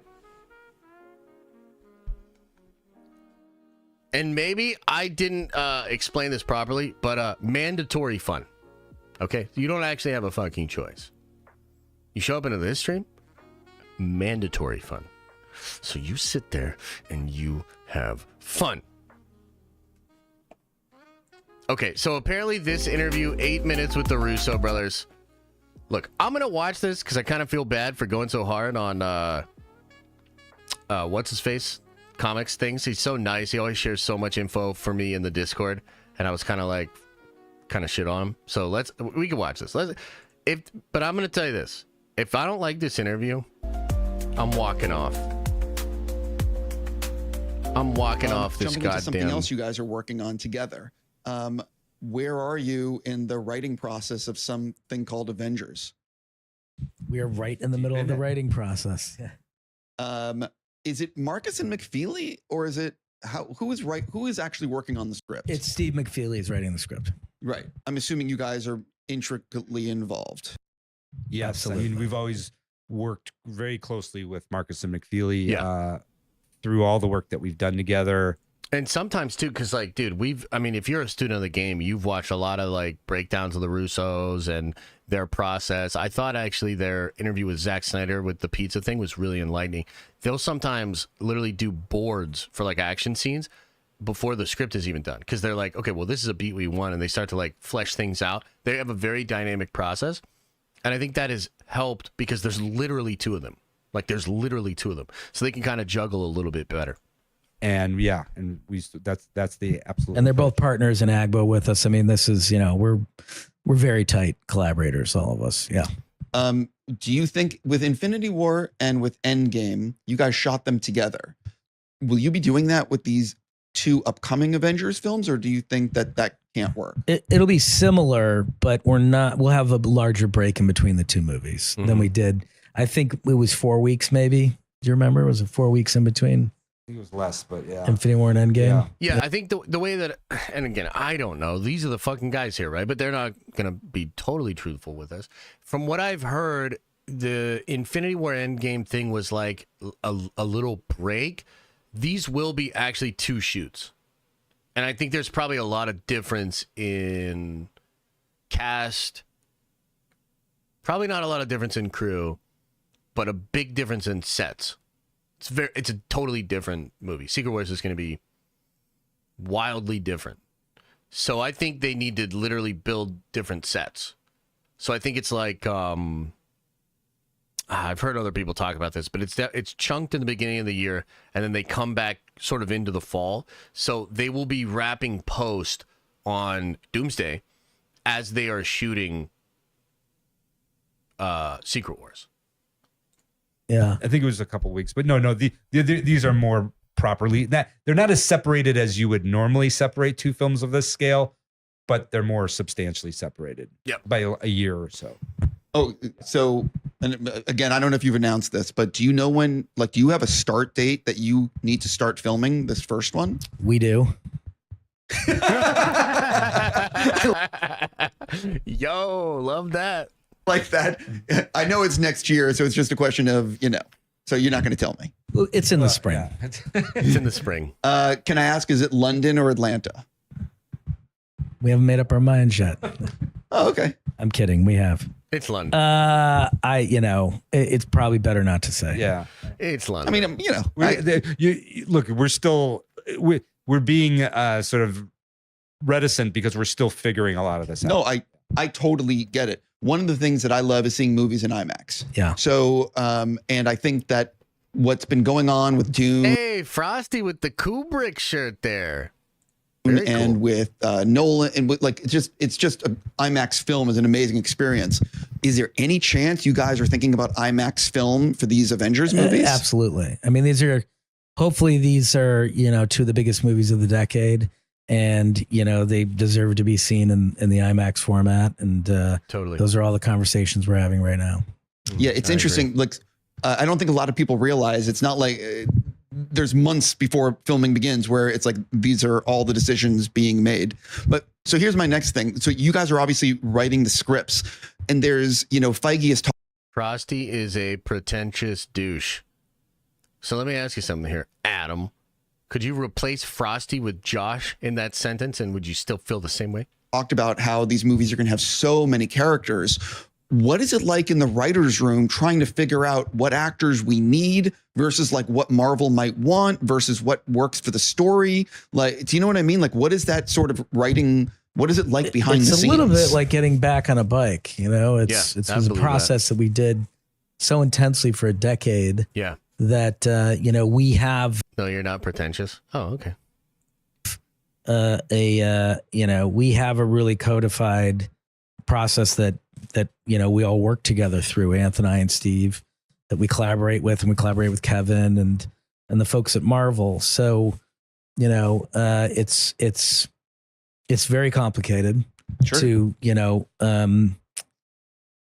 iron out a story of this scale. Yeah, it's big. And the ambition is, similar to Infinity War and Endgame. These are going to be very, very big movies with a lot of characters in them and a lot of storylines coalescing.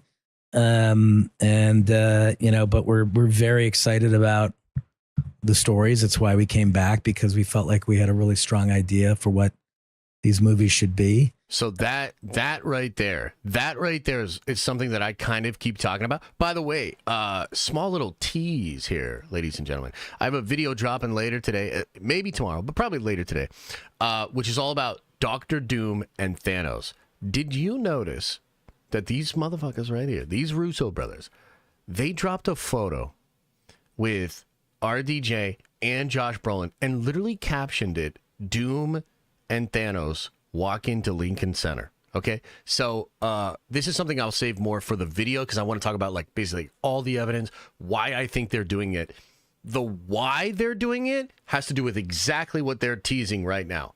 They had an idea for a story, which at some level can just be like the first part of a pitch document. Like, what is the fucking show? What is the draw? What's the angle? They have that. And so I explore a little bit of that in the video. But one of the other things I'm kind of curious about, I just want to put this thought into your head. When Joe and Anthony were on the come up, when they were like crushing it with, their 4 movies, leaks were way less a part of the conversation. Okay?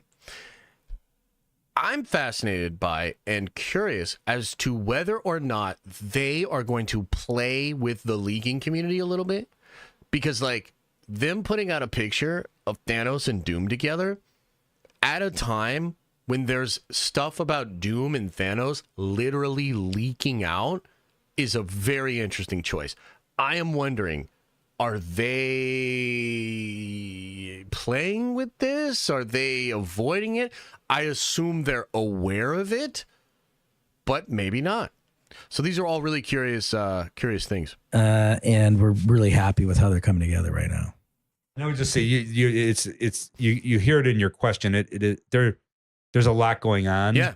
But the way we always work our way through the process, and this is what we've done our entire road through our careers and our time at Marvel, etc., is just we just default to what moves us the most, what excites us the most, what is the most powerful version of storytelling we can do here. And that is ultimately why they succeeded so much, because they really just made those moments. You know? The moments between Civil War and Winter Soldier sort of set up the Avengers disassembled state that Thanos takes advantage of when he comes in. Right? So in some ways, Thanos succeeds because in some ways our heroes already failed. Right? Then they come back together and get another chance. And it's like they're really good at setting up those kind of character moments and understanding those motivations and what's going to blow the audience away. So I think what you're hearing them say here is like, kind of like, we acknowledge, Frosty, that shit's crazy. We just kind of pivoted into Doom. Majors is gone. Marvel in a crazy state. So many characters. We have a hard start date. How are we handling this? And the answer is we have an idea for a story and we're choosing to ground it through those beats, which is a good answer. And that's kind of how we clear up all the other issues in the room. Yeah. Period. I mean, I think I speak for a lot of fans that we're all very excited that you guys are coming back to helm these movies. But I am so curious. You hit such home runs with Infinity War and Endgame. Was there any hesitation, honest conversations about, do we want... This is a great question from Frosty, who's my favorite, and I don't think is pretentious at all, unlike Adam. I mean, maybe... want to go back and like try to do it again, or like we have the skill set, let's go and do it again. I mean, look, on some level, those movies can seem intimidating because they were such successes. But what motivated us to come back wasn't, we're not chasing that. What we're chasing is this idea that we felt there was more powerful storytelling to be done. Fuck yeah. And that's what motivated us. Because it was too goobly glob. It was too goobly glob in Phase 4. When we tuned into a story that we felt like had to be told, that we wanted to tell, and that would be an incredible thrill, not just for us, but for audiences. That's kind of what we're focused on. We can't really control, sort of how things, what ends up to a movie after you make it. All we can do is put our best effort into making it. Yeah, there's no better experience as a filmmaker than, galvanizing audiences around the world. Hell yeah. And getting them excited. Hell yeah. About a really ambitious story. And, it's certainly was a highlight of our careers, was sitting in audiences watching Infinity War and Endgame. Oh, I'm sure. With those audiences when it was electric. I mean, the thing about that is, Chad, that's basically why we're all here. That's why I'm on this microphone. The space in between Infinity War and Endgame was unlike anything I've personally experienced as a fan. And it was like the whole world was so interested in what was going to happen next. Infinity War, in some ways, is the greatest trailer that was ever released. It's a trailer for Endgame, which is why Endgame, although maybe a lesser movie, made more money, sort of because of Infinity War. And I think it's cool for me to hear them talk about how special that was and trying to sort of recreate that because they have an idea and a story that they think will create that. and felt like a rock concert. And, you know, stories are one of the last things that we have left that bind people together still. Yeah. It doesn't matter where you're from or what your political persuasion is. You know, everyone comes together for stories of this scale, and they have the opportunity to try to do that again, and to have the opportunity to try to, get people excited about a story that they all can all get behind and share in together. Was really attractive to us, because we knew it had the potential to be another really special experience. Yeah. I know I have to wrap with you, but just real quick, you cast very instrumental characters in your Marvel movies. And I'm just curious, I know with these Avengers films, I am very confident that you will be introducing characters to the MCU that perhaps we haven't seen yet. And so what is it like for the two of you to have that opportunity again Doom. introduce? I'm going to leave it blank, but Great Lakes Avengers. You know what I mean, though? Like, because I'm in the writing process right now, you're obviously breaking down, like, who are these characters going to be? Who do we want to cast? Like, it has to be amazing to be, you know what I mean? That's the exciting part of it. I mean, it's like, look at, we all have such a long time investment in these characters. Hell yeah. Whether you're fans of the characters before the comics, or even if you just came to them in the MCU, baby. And before, it's that time that we've all invested in these characters. It just makes their meaning and their resonance and their possibilities all that more powerful. And that's why they're going to do the flip with Tony. Can you kind of feel it? Do you feel it in what they're saying? I can feel it. Intriguing and sort of thrilling. So yeah, it's, when you have that emotional investment, it's a thrill. They're playing with the emotional investment. A lifetime. Okay, great interview. That was good. Good job, Twitch chat. You slipped up a little bit, but then you ended up giving us something really, really cool. So that was great.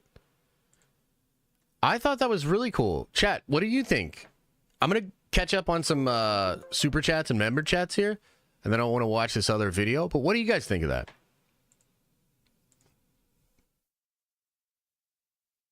Yeah. Yeah.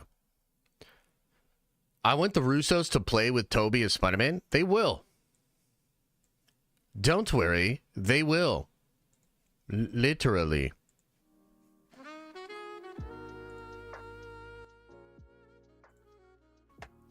I'm going to watch Venom 3, but then there's still Kraven. Yep. Josh, have you ever listened to the Russos and Mark McFeely do the commentaries for Infinity War and Endgame? Try not to tear up. Bruh, we should watch that on stream. We should watch that on Twitch together. That would be sick. The fact that they're smiling and talking about directing a Marvel film has me personally hyped. Hell yeah. Great interview. Twitch chat keeps coming in the rooms and farting, though. Yeah, they do that over there.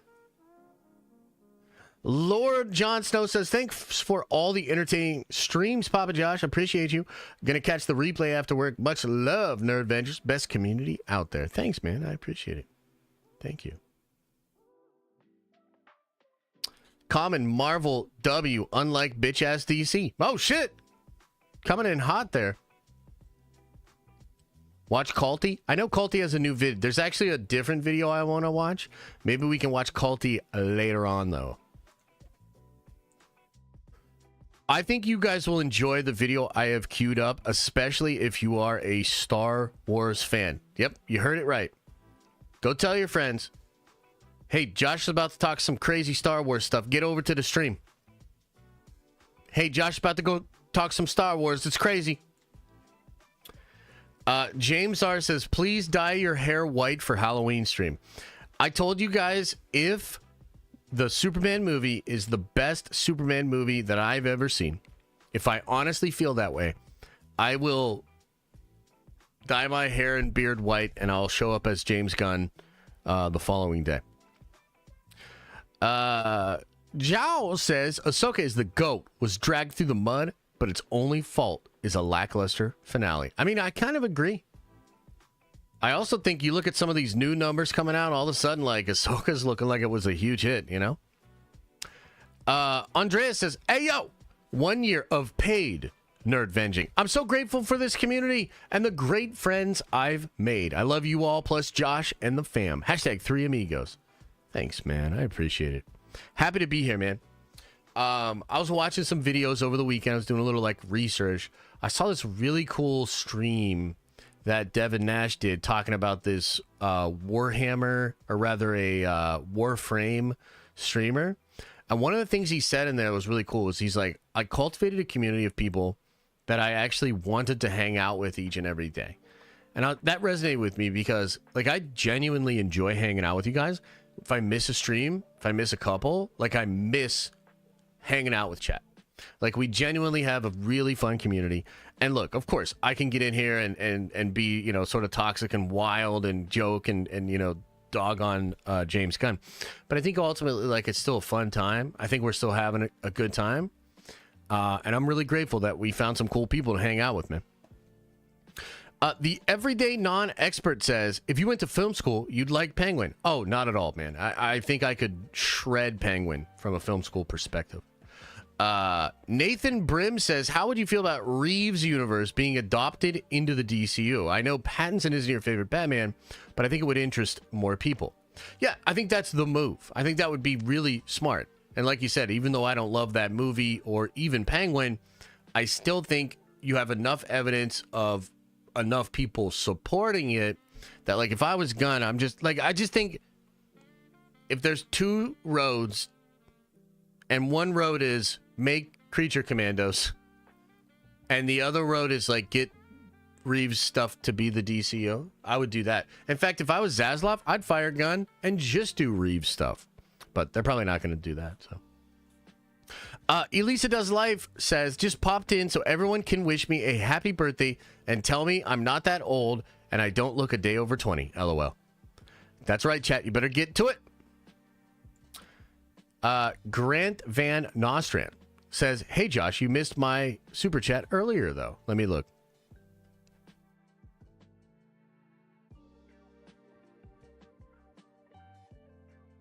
Where's it at? I don't see it, brother.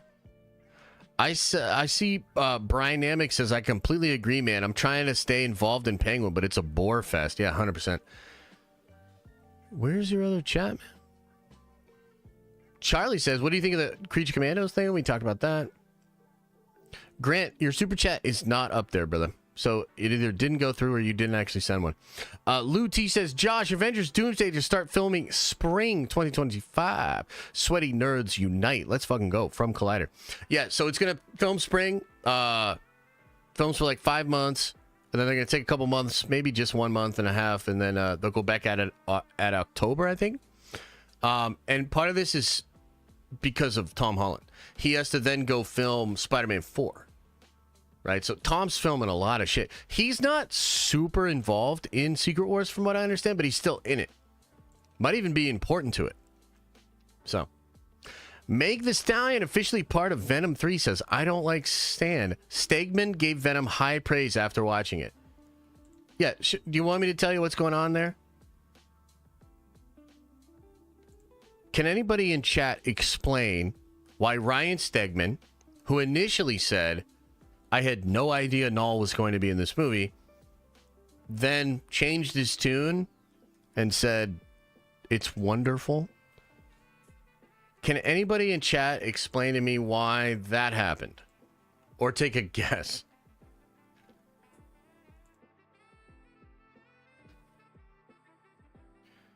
Yeah, he probably has some kind of royalties thing worked out. Yeah, no, I mean, the guy literally came out publicly, said, I had no idea. I don't know what's going on. And then both he and Donny Cates came out and said, like, Cates said he had talked to Sony. Stegman said he had seen it and it's wonderful. The answer is money. It's pretty obvious. And by the way, I don't fault them for that. I mean, I hope they do get some money. But, you know, Let's just be real, bro. That just doesn't hold a lot of water. Vora said, Josh Broski, Venom 3 is going to be terrible. You know it, I know it, and Sony knows it. Oh, fuck. I mean, I don't, know it, but I mean, I'm kind of getting the feeling, yeah. Stephen J says, Josh, have you ever listened to the... Oh, yeah, we just went over that. That would be sick, dude. Overbound says, great interview. Twitch chat keeps coming in and farting, though. How dare they? Ross says, I just got my ticks for Venom 3. Hopefully it is more like the first one and less like the second. Nerd Vengeance for life. Hell yeah, bro. Oh, hella years. I know, right? Appreciate you, man. Thank you so much. And then frickin' Larold comes in and says, you watching Uzumaki? I haven't actually watched it, but you know what we did watch the first 3 episodes of that I thought was actually pretty cool? Dan to Dan. Y'all ever seen Dan to Dan? That's some wild shit. That's a wild anime, let me tell you. I mean, it's cool, but it's wild. Yeah. When do more episodes come out? Why? Details?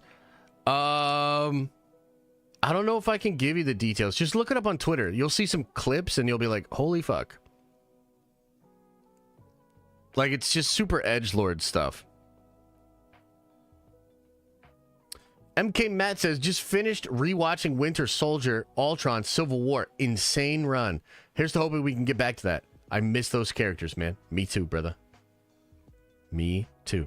New episodes every Thursday on Dan to Dan? Really? Cool. I like Dragon Ball Daima. I've been enjoying that. Bleach 1000 Year Blood War arc has been sick, dude. Oh my god, that last episode. And Dan to Dan's been cool too. Josh, Shine has a big Spider-Man scoop they've been teasing that will release soon. Well, I hope so. Hey, by the way, you should hit Shine up and tell her to answer me on Instagram, because I'm not on Twitter anymore. Really want to see a better Quicksilver. Me too, Scott. Me too, man. The boner would have been great for it, you know? Damn. Okay, you guys ready to watch one of the most interesting YouTube videos I have ever seen?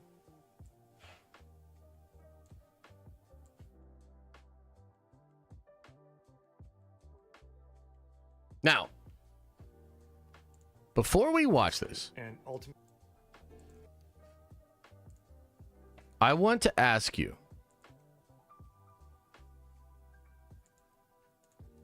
have you ever heard me, and this is probably like, because I don't really talk about Star Wars anymore because I hate it and I hate what's become of it. But back in the day, I used to do a little show called Nerd Theory, very popular podcast, and I would cover Star Wars a lot more. Okay? And you might have heard me over the course of those years make a point about fantasy versus postmodernism. And you might have heard me say that when people try to make moral judgments on like Darth Vader or Reylo or any number of things that Star Wars fans and the sort of more modern Star Wars fans that are weird, a lot of the things they would bring up or talk about, I would say it's mythic storytelling. Have you ever heard me say that before? I'd be like, yeah, but the reason the optics don't matter is because it's mythic storytelling. We're not actually making parallels here. We're actually trying to create myth around ideas. Do you ever hear me say that? So this guy's video here, incredible channel. Let's pull this up. Let's give this guy some props because you guys need to go give this dude some love. Hi, I'm Josh. This dude's name's Josh. That's not why I like him, but it's also part of why I like him. The channel is called Josh from Xbox Live, and he uses underscores. That's not why I like him, but that's also why I like him. This video is titled, "What the hell is happening to fantasy?" And some of the stuff he gets into in this video is kind of exactly what I've been trying to articulate for the past couple of years, and he does a great job breaking it down. Xbox Live. And this is Josh from Xbox Live. Today I have a question for you. Where was Gondor when the Westfold fell? If you answered that Gondor was defending I'll be the right back. passes of Anduin the Great at Carandros and Osgiliath when the Westfold fell, then you are correct. If you're anything like me, then you've probably seen Peter Jackson's The Hobbit trilogy once, and Peter Jackson's The Lord of the Rings trilogy 1 billion times. If you're anything like me, then you really do want to enjoy all these new fantasy series and films that are coming out right now in the 2020s, in an era that by all accounts should be the golden age of fantasy. I'm nobody. You are Elora Danan, and the world's last. Okay, so Evil Diner says, yep, postmodernism sucks. So interestingly, the guy makes the point in this video, and I'm actually going to co-sign this point. It's not actually that simple. And it's not just as simple as stop doing this. He makes that point in the video, and I actually agree with him. However, if we're not willing to acknowledge what he's trying to get at, I don't think we'll ever solve this problem. But it is interesting that you brought that up. Oh, and by the way, my blood sugar's a little bit low. I'm feeling hungry, so I grabbed a super healthy snack. I hope you don't mind. Got a couple pieces of bacon here. I'm going to chew on those while we watch this. Okay? Against the evil coming to destroy us all. What? But it isn't. If you're anything like me, then you find yourself coming back again and again to the classics like The Lord of the Rings and Star Wars and maybe a handful of other transcendent works of fantasy.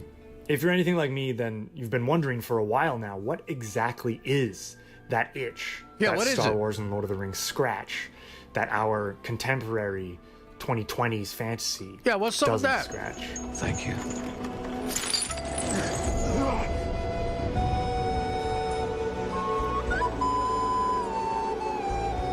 In an effort to answer this question, I'd like to introduce a new concept. It's something I call elevated fantasy. And I'd like Ooh, I like that.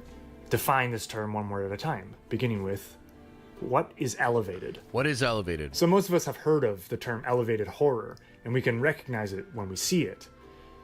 But describing this term is a little trickier than it seems. The first question asked is, elevated as opposed to what? Yep.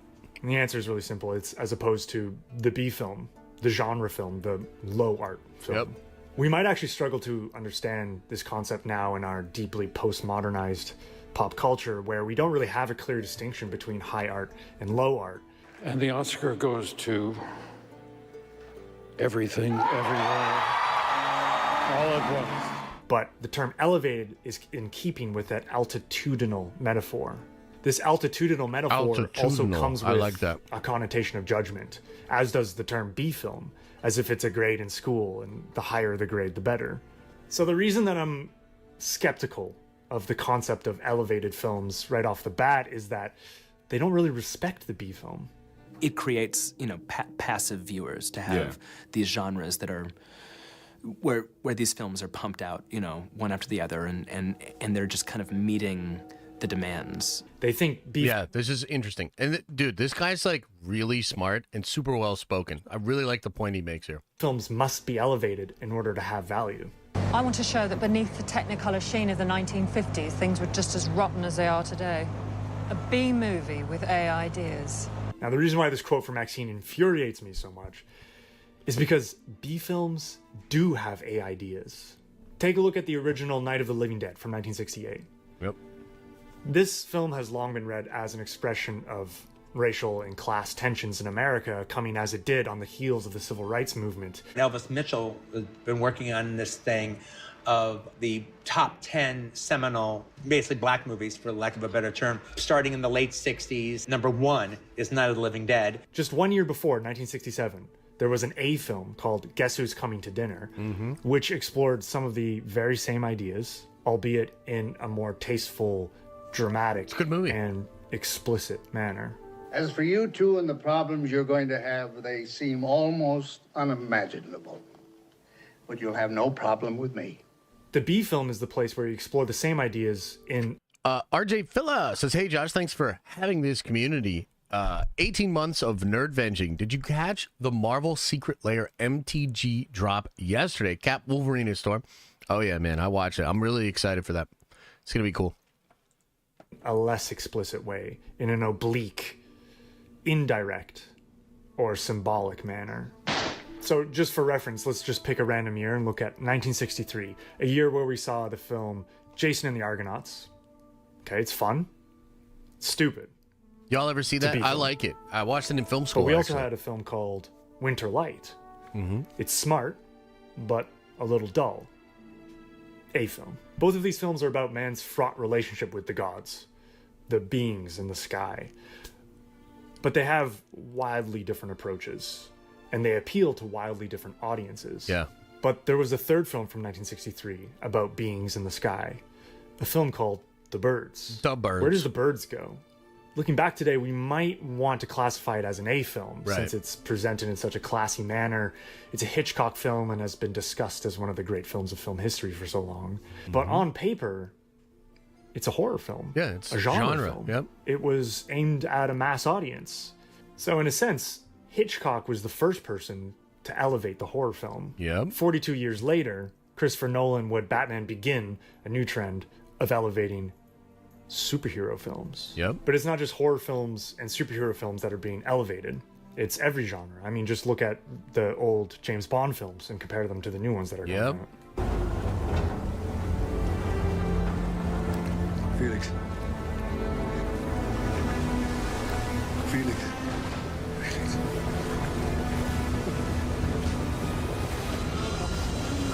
Doesn't it kind of feel like that? They're just trying to elevate everything. Like, do you feel that at all? Yo, bro, try to hit you up on Twitter and it seems like you're gone. I've got the leaked trailer for the Secret Lair stuff, the new Marine scenes. Oh, brother. Okay, so you can either... Are we on Discord together? First of all, let's get some W's in the chat for Chapter Master Valrak. Also, I played Warhammer this weekend. Custodes still fucking suck. When are they going to fix my golden boys, bro? Let me know. You can hit me up on Discord, brother, or send me an email at thedenofnerds@gmail.com. Yeah, my Twitter got taken away. I was talking about how Elon is actually a heretic, and he's possibly a Xenos in disguise. So he's kind of like a gene stealer, and he didn't like that. So the Inquisition came for me. You know, but I trust me. He's a Xenos. He is a Xenos. All right, brother. Good to see you, man. The kazoo. In the 2020s, everything is being elevated. But how exactly does someone do that? But like, what is the thing that makes something elevated? Is it the fact that it's gritty? That it's realist? Is it the fact that it's somber? That it's serious?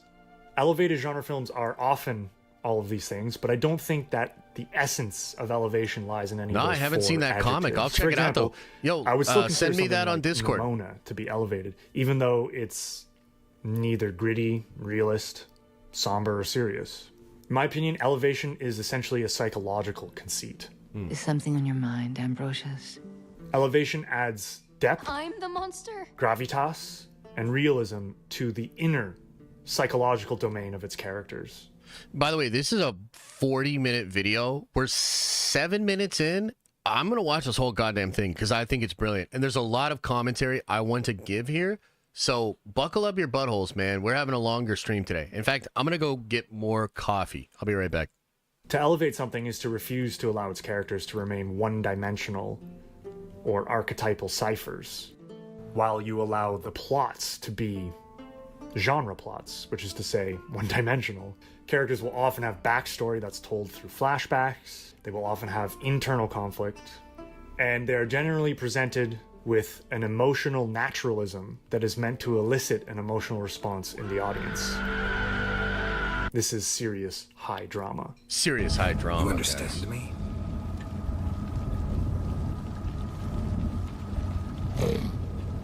The great horror films of the past, like the Texas Chainsaw Massacre, Do not waste 1 second of your time developing these characters beyond a few very simple traits. The characters are conceived as vehicles. God, and I just want to say something. Oh man, I probably shouldn't even say this. I probably shouldn't even say this shit, but I do want to say this. Some of what's going on right now is a lot of young adult people who have only grown up in this era where everything's attempted to, it's all about elevating shit. And they think they're master storytellers and they understand all this stuff about how to elevate, but they miss the fact that some of the best shit they've ever seen and some of the best shit that's ever existed doesn't even develop characters. This whole idea that like character development and the uniqueness of sure, in certain situations, absolutely, but that is not the bedrock of every single fucking story. For the plot and little else. Today we consider that bad writing, and writers will fashion entire plot lines that revolve around exploring the wounds that these characters have suffered in their childhood, their trauma. Trauma. But the crucial thing to keep in mind here is that psychology as such... It's not that I hate character development. It's that there's been this sort of warping of what character development is, and certain character studies are not good just because they're detailed and full of trauma. If the character itself isn't sort of serving a function within a story, it's like this weird little side plot. It's like, have you ever played a side mission in a RPG and you were like, wow, this is actually maybe better than even the main story, and yet you still skipped over it because you just wanted to get back to the main stuff? Like, that's kind of what I'm talking about, is there's been this warping that has happened. Basically, a lot of people just think that they're elevated themselves in their thinking and their taste, but they're really just the product of actual mass programming. That's how I say it. It's a very recent invention. Now, that's not to say that people before Freud didn't have minds. It's just to say that they conceived of a mind in completely different terms. Sure. So what we consider today to be emotional naturalism is entirely historically determined, which is to say ideologically determined. That's the For main example, point. the romantic idea of melancholia is vastly different than our 21st century medicalized concept of depression. Sure. Which is, again, totally different than the way medieval man conceived of sadness. And herein lies the inherent problem of elevating fantasy. It's a contradiction in terms. So, let's move on to the second term. What is fantasy? Yeah, what fantasy is is unique among all literary genres for taking place in what Tolkien called secondary worlds. Although, thankfully, not all fantasy stories take place in secondary worlds that are based on medieval Europe. They are all based in worlds that have some kind of magic. To be considered fantasy, the work must transport the reader. And by the way, if you think this is some long con where I basically flip it on Andor fans at the end and make them look foolish, you're absolutely right. Into an entirely different world or a hidden part of our world where magic is real. Welcome, Harry, to Diagon Alley. Although we can already see many characteristics of what we call fantasy in the very earliest piece of literature that survives, the Epic of Gilgamesh. What we call fantasy as a literary genre really evolved in the late 19th and early 20th century. I'm definitely not the first person ever to connect 18th century romanticism to the rise of the fantasy genre. Yep. But it's important to keep in mind that romanticism was a direct response to modernity. It was a response to urbanization, to industrialization, to secularization, rationalization. It was basically anti-modern. It's to the Romantics that we owe much of our imagery of knights on quests. However, the great innovation of early fantasy writers like Robert E. Howard, who wrote Conan the Barbarian, was to look even further back than that, to look to Iron and Bronze Age history and mythology. Conan is the damnedest bastard there ever was. In fact, most fantasy is every bit as mythological as it is historical. Yes. The mythology is based on oral stories that are passed down from generation to generation before the printing presses. And, you know, the Greek mythologies of the Trojan horse and Achilles and things, they survived through the years. The great Norse sagas survived through the years. But England, when the Normans invaded, whatever stories had been... This is a big point that people that hate the Rings of Power like to bring up. Because the mythology of actual English people was destroyed. So like a lot of their, and I know that seems so weird, right? If you're not like a student of history, you might not fully comprehend what that means. Obviously their history hasn't, because they won a lot and they exported their history, and English history becomes American history, becomes, you know, world history. But the mythology is what was lost. Been nurtured were eradicated by that. And so England's mythology was like medieval stuff like Robin Hood and King Arthur. I mean, it didn't go any further back than that. So Tolkien thought he wanted to create a mythology for his country, for England. Yeah. About 10 years ago, I said... And so the problem with when you see... And by the way, please, become a better nerd. Because you will encounter people in the world that will basically try to tell you, I don't understand why, like, a black elf is in any way a problem. You know what I mean? And by the way, that's fine. Like, you just come into this thing and you're like, I have no idea why this would be a problem in any way, shape, or form. I think that's a valid stance. But you should also understand why Tolkien would say it is. And it's not necessarily anything to do with race specifically. It's that the mythology was directly about his people. Those people. So this would be like going into like, I don't know, Norse mythology or African philosophy or Egyptian this, you know, and then just trying to bring in like a modern sensibility of what a representation quota should look like. And it's like you're missing the entire point of why it's a problem. So I think one of the issues with these conversations is that they get hijacked mostly to the lowest common denominator. And you've got a lot of channels that are like, you know, your anti-woke grifting channels. And by design, they just want to do the lowest common denominator criticism because it's popular. They're just trying to fan the flames to get more clicks and get more views. And the narrative is only useful to them insofar as they can use it. That's just what it is. It's farming, it's grifting, whatever you want to call it, right? But one of the problems is it takes even the people that might, like I might say, you actually have a point here, and it robs those people of being able to properly articulate what the point is, and it just dissolves into the lowest common denominator of like woke bad or Tolkien based. Do you know what I mean? And so it doesn't actually like allow that conversation to happen. It just allows for the narrative to happen, right? Set out to write a children's film. I had an idea of doing a modern fairy tale. Stumbled across A Hero with a Thousand Faces.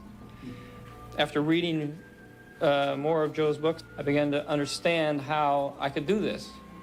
It was a great gift. But just because Lord of the Rings and Star Wars are explicit attempts by their creators to create a neo-mythology for modern man, that doesn't mean that everything we call fantasy does the same.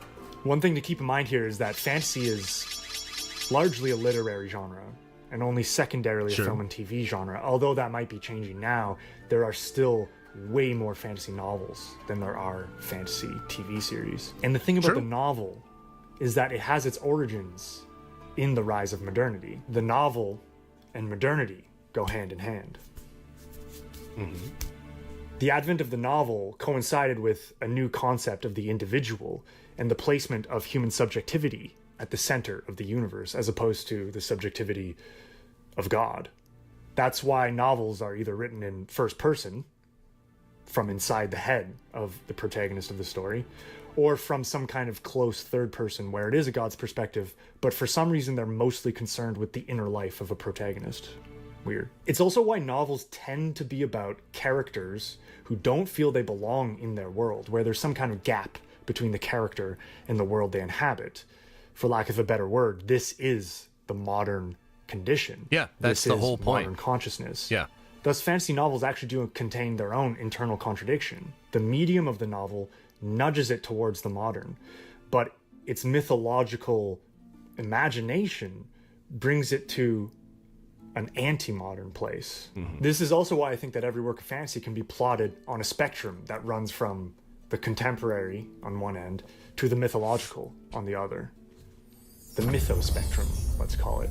Elevated fantasy is what I call works that veer heavily towards the contemporary end of the mytho-spectrum. Sure. They emphasize the relatable inner lives of their heroes. Yep. And also the sympathetic motivations of their villains. Sure. Now, the question to ask is what makes something less contemporary and more mythological?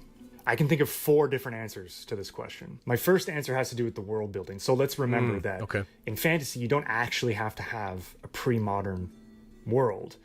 Star Wars I consider fantasy, even though that's a futuristic world. What's important here is not how past, how historical that world is, but how magical, how mythological that world is. Yeah. Answer 2 has to do with language. Now, most people who are confronting The Lord of the Rings, either the book or the films, for the first time, are probably a little bewildered by the archaic dialogue. The walls of your bower closing in about you, are hushed to tremble some wild thing. What? But this is part of a deliberate attempt not only to evoke a pre-modern world, but a pre-modern consciousness. For example, in Tolkien, you would never say he laughed like a crazy person. Right. You would say he laughed as one Fae. Isn't the word maybe a modern word? Sick. Terrible, low-class, It's Orson trashy Welles. word that people use now. Sick. You would never call someone sick Yeah. to describe their mental state. You would say instead, By the way, I actually believe, and this is sort of like a little tangent, but I actually believe words have a lot of power. And I think there have been like some really interesting examples of things that in either ancient times, prehistorical, or like early modern historical times had one meaning. And there's been like sort of an attempt to change the meaning of the word. So just as like one example, and like this, I don't know if this was like done strictly intentionally, but like Isis is actually like a god of fertility and like this beautiful feminine godly thing. And then of course, like Isis nowadays, if you say Isis, it evokes a completely different meaning because of, you know, the terrorist group and, you know, things of that nature. So it's kind of wild how words are like really powerful. And I like this point about calling somebody sick. By calling them sick, it's like you've basically made their affliction something that just intrinsically makes them lesser, unhealthy, wrong. So it comes with like what you would call a connotation. You know what I mean? Actually, woke is an incredible example of this. Woke is a word that had beautiful meaning when it first kind of arrived into pop culture discussions and just basic vernacular. And it's been completely co-opted to mean something horrible. Right? So it's just wild, right? Your words are poison.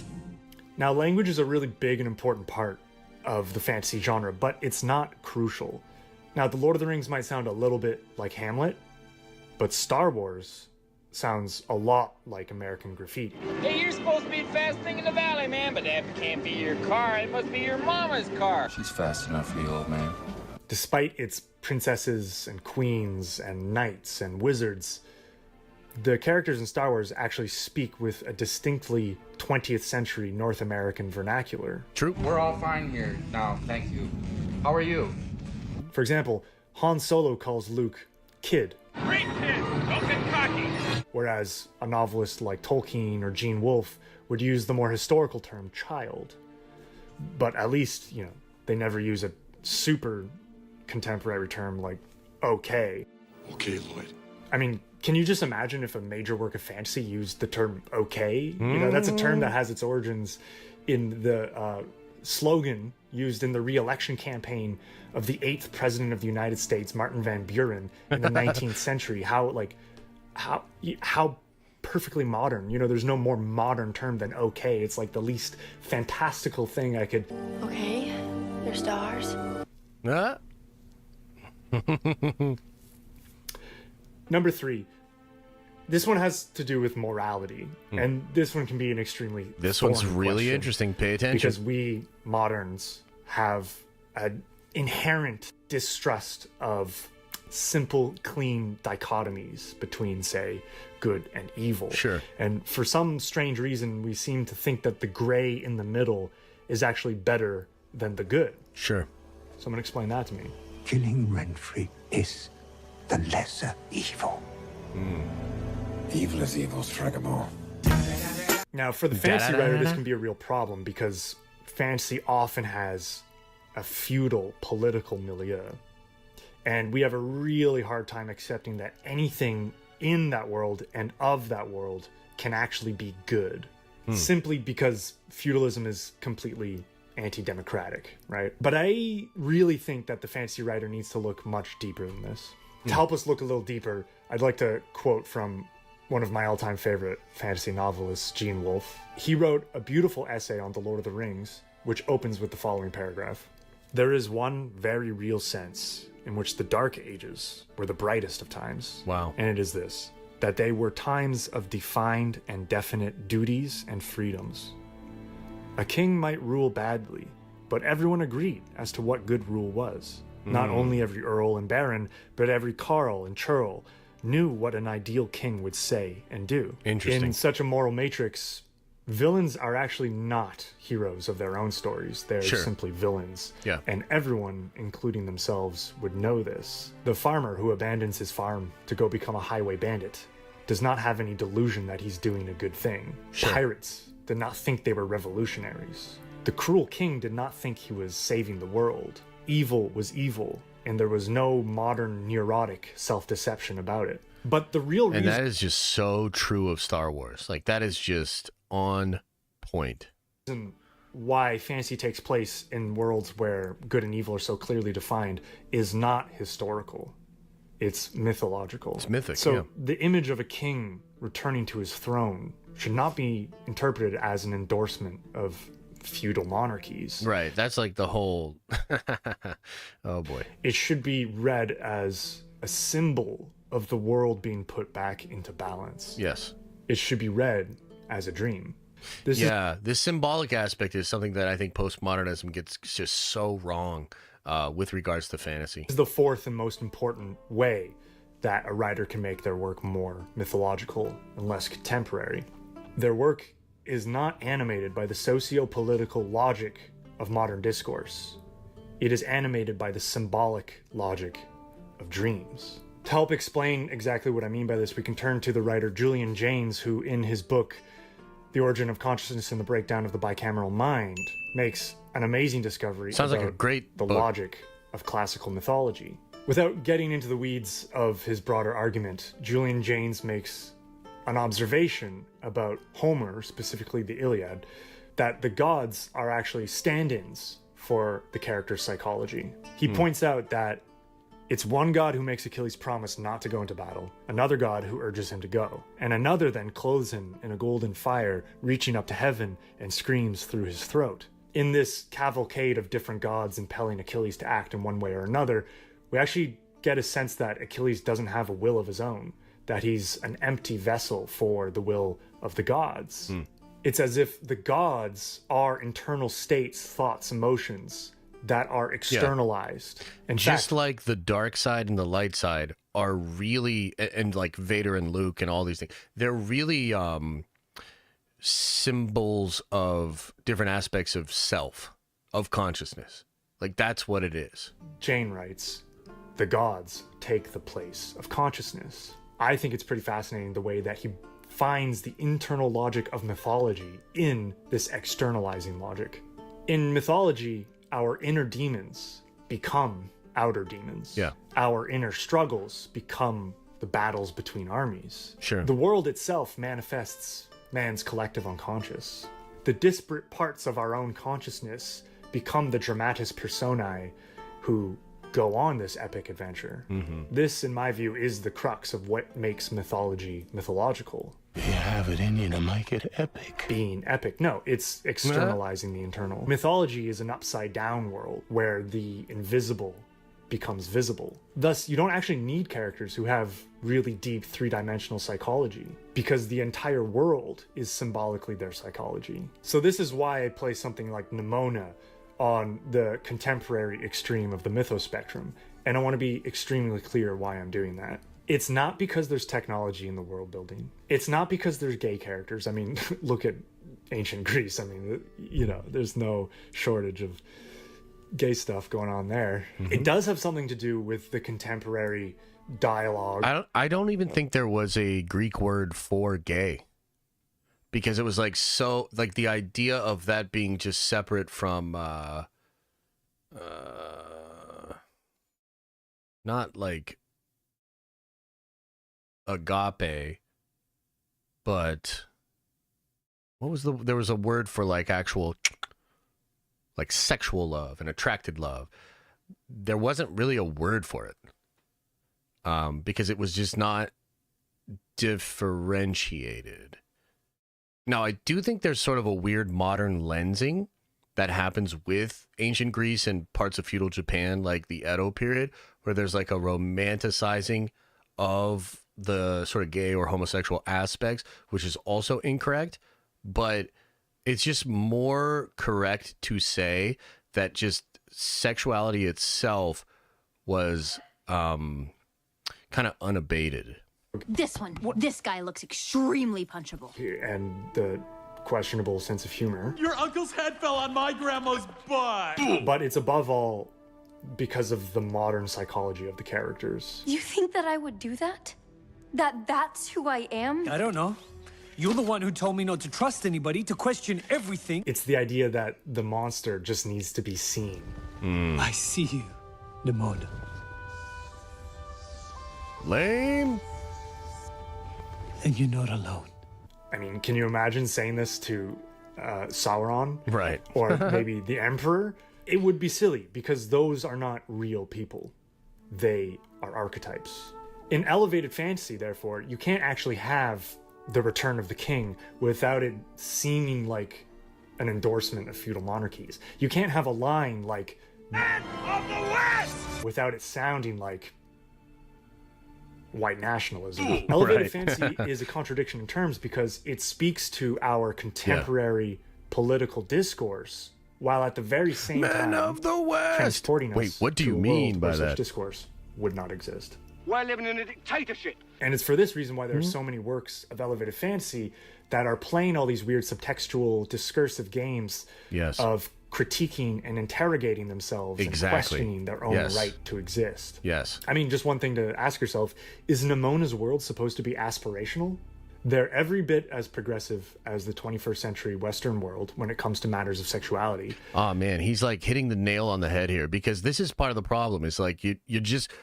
the studios are just playing stupid games and winning stupid prizes, meaning they're taking modern lensing and applying it into these worlds that are literally like contradicting modern lensing. And so therefore they can like prop up certain elements as progressive, but it feels so hollow and it doesn't actually feel real, because the whole fucking world is full of things that wouldn't work in a modern lens. You know what I mean? So it's like, by trying to bring some of that thinking in, I think you sort of expose that it's just a mismatch of genre. But they're downright feudal when it comes to questions of class. For the first time in history, our safety will be put in the hands of a commoner. Yeah. I don't feel safe. It's not what Glorth wanted. I really hope the Queen knows what she's doing. So is this world supposed to be a dystopia or a utopia? Are we supposed to long to live there, or are we supposed to be critical of it? Sure. There is no answer to this question. Well, the answer is be critical of the things that we do right and ignore everything else. That's like what the studio would tell you. Elevated fantasy has this internal contradiction in its own logic. It is questioning its own foundations. To prove what I mean, here's a quote from the showrunners, one of the two showrunners of The Rings of Power. Villains are motivated by things that in their own heads make them think they're the hero of their own story. And that can make for really compelling drama. And so orcs who have dimension, who have things they care about, benefits all the stories in our mind. And such quotes really cut to the heart of what makes elevated fantasy so inherently frustrating for me. These writers think they're adding the dimension of psychology, but they're actually subtracting the dimension of symbolism. 100%, bro. I've tried to make this point like 100 times in 6 years. And I've never, like, I feel like I'm never, and maybe this guy's not doing it either. I don't know. Maybe some people just can't fucking handle what I'm trying to say, what he's trying to say. But I've been trying to make this point for a long time. Like, this optics game is not working. And it has had the reverse effect on this specific genre because it doesn't understand symbolism. Dobby says, won't forgive you for not watching Transformers 1 in theaters, but please watch it on streaming tomorrow and let us know your thoughts. Yeah, no, dude, I'll probably watch it. I don't know if I'll watch it tomorrow, but I'll check it out. The orcs no longer represent slavery. They are victims of slavery. Right. They are no longer representations of the shadow of mankind, the cruelty that lies within every man. They are no longer a fragment of our psychology, but beings with their own psychology. Of course, this retroactively makes the heroes of the Lord of the Rings the agents of a genocide, but it also shows their deeply modern secular view of evil. We moderns don't really have respect for an evil that actually knows it's evil and wants to be evil. Sure. This is the distinction between the Emperor in Star Wars, who laughs with glee as he does his dastardly deeds, and Darth Vader, right? A man who is conflicted, who suffers as he does what he thinks is the right thing. Great fantasy knows this distinction between immortal evil and mortal evil. Yes. You could say the same about the good characters, but what's crucial here is the distinction between the mortal and the immortal characters, from someone who is relatable and contemporary to some degree, and someone who is an unknowable, alien, archetypal cipher. Now, we can draw a really clear line in the sand between the contemporary and the mythological by looking at one case study. So let's compare Clash of the Titans from 1981 with Clash of the Titans from 2010. Clash 1981 is mythological leaning. Its protagonist is Perseus, the bastard son of Zeus. It's fitting that the protagonist is a demigod, because he is one part relatable film protagonist and one part unknowable cipher. Yes. He happily receives the gifts from the gods, and he chases his destiny with a relative lack of psychological interiority or moral doubt. Clash 2010, on the other hand, is contemporary leaning. Its protagonist is also Perseus, but a more modern one. He hates He is the not gods. driven by love or by his destiny, but rather by revenge against the murder of his adopted nuclear family. He rejects the gods in general. He rejects Zeus as his father. He rejects the gifts that he receives to help him on his quests. And he also, curiously, rejects this prop from the original Clash of the Titans, which is sort of like the film rejecting its own inheritance of the previous film. 2010 Perseus even refuses to pray to Zeus when, in theory, that prayer would save his life. Okay? Pray to your damn father. No! This is a Perseus who has been influenced by Edward Bernays and Sigmund Freud. This is a Perseus with daddy issues. The same can be said of the villains from Clash 2010, who are often not simply demons that must be destroyed, but rather are sort of misunderstood. This is especially true of the way the two films treat Medusa. To quote Antonio Sana's essay on the topic, rather than lingering on her monstrosity, Clash 2010 focuses on Medusa's unjust punishment. Right. In other words, Clash 2010 gives Medusa a relatable, legible human subjectivity that the previous film did not. Sure. Sana attempts to categorize Clash 2010 along Thomas Leach's 4 types of remake, which are readaptations, which repudiate the earlier film and attempt to faithfully reproduce the original text.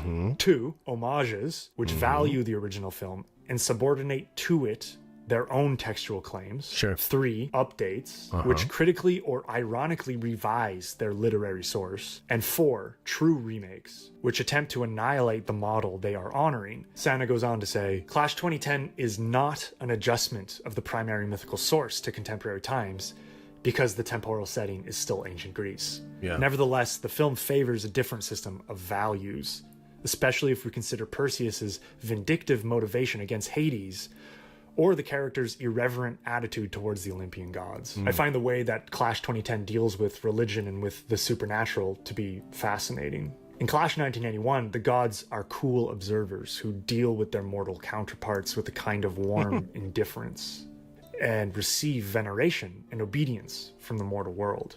Whereas in Clash 2010, the gods are tempestuous tyrants who are followed by credulous fools and who punish human rebellion with relish. You are specks of dust beneath our fingernails. It's hard for me to read this as anything but a suggestion that the gods are simply stand-ins for worldly authorities. Yeah, exactly. And that our rejection of the gods is akin to some sort of political revolution. Although I may share those revolutionary politics, what's so disappointing about this is that it doesn't let the gods be gods, that this is essentially a secular vision of Olympus. Yeah. It turns the gods. And that's another thing, too, is like, and it's kind of understated here. He's not going to give us a ton of stuff on this, right? But he's basically saying that, like, the thing that's wild is, like, I agree with these political ideas, but they're missing what the story is. So a lot of... there's a lot of people that have issues with postmodern storytelling that are actually pretty progressive in their politics. Do you know what I mean? It's like, we have a lot of people in this community that, like, for instance, really care about, you know, certain issues or certain things we consider themselves like liberal or progressive or whatever. And they're just as fucking sick of a lot of the crap that keeps happening in mainstream media. Because it's false. And it's not letting the story be what the story should be. There's this cool thing that, like, red letter media always says, where they'll point out something in a movie and they'll be like, okay, so you might not have noticed this, but your brain did. Because sometimes, you know, not everybody is like a student of film or like a connoisseur or aficionado or whatever, right? Some people just like put on a goddamn movie and chill.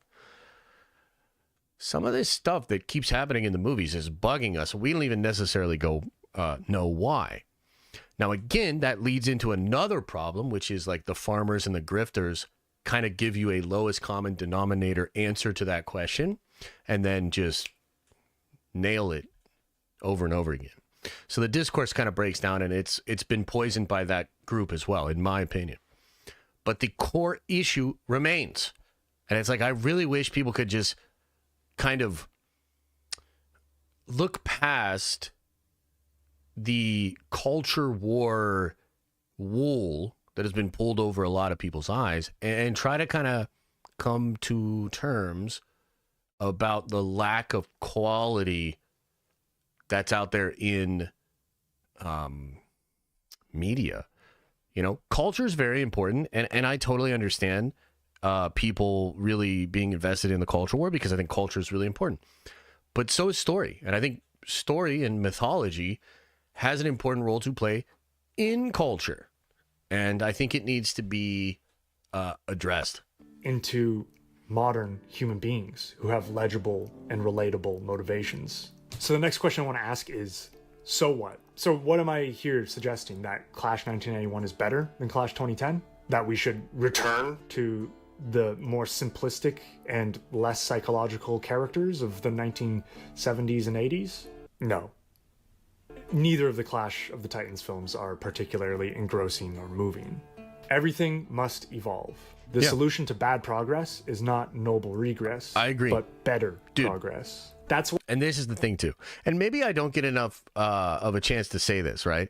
Because I think some people think the criticism of these things would make you say, okay, well, let's just regress. I'm actually not saying that that's the answer. I agree with his point here. It's like, no, that's not quite it.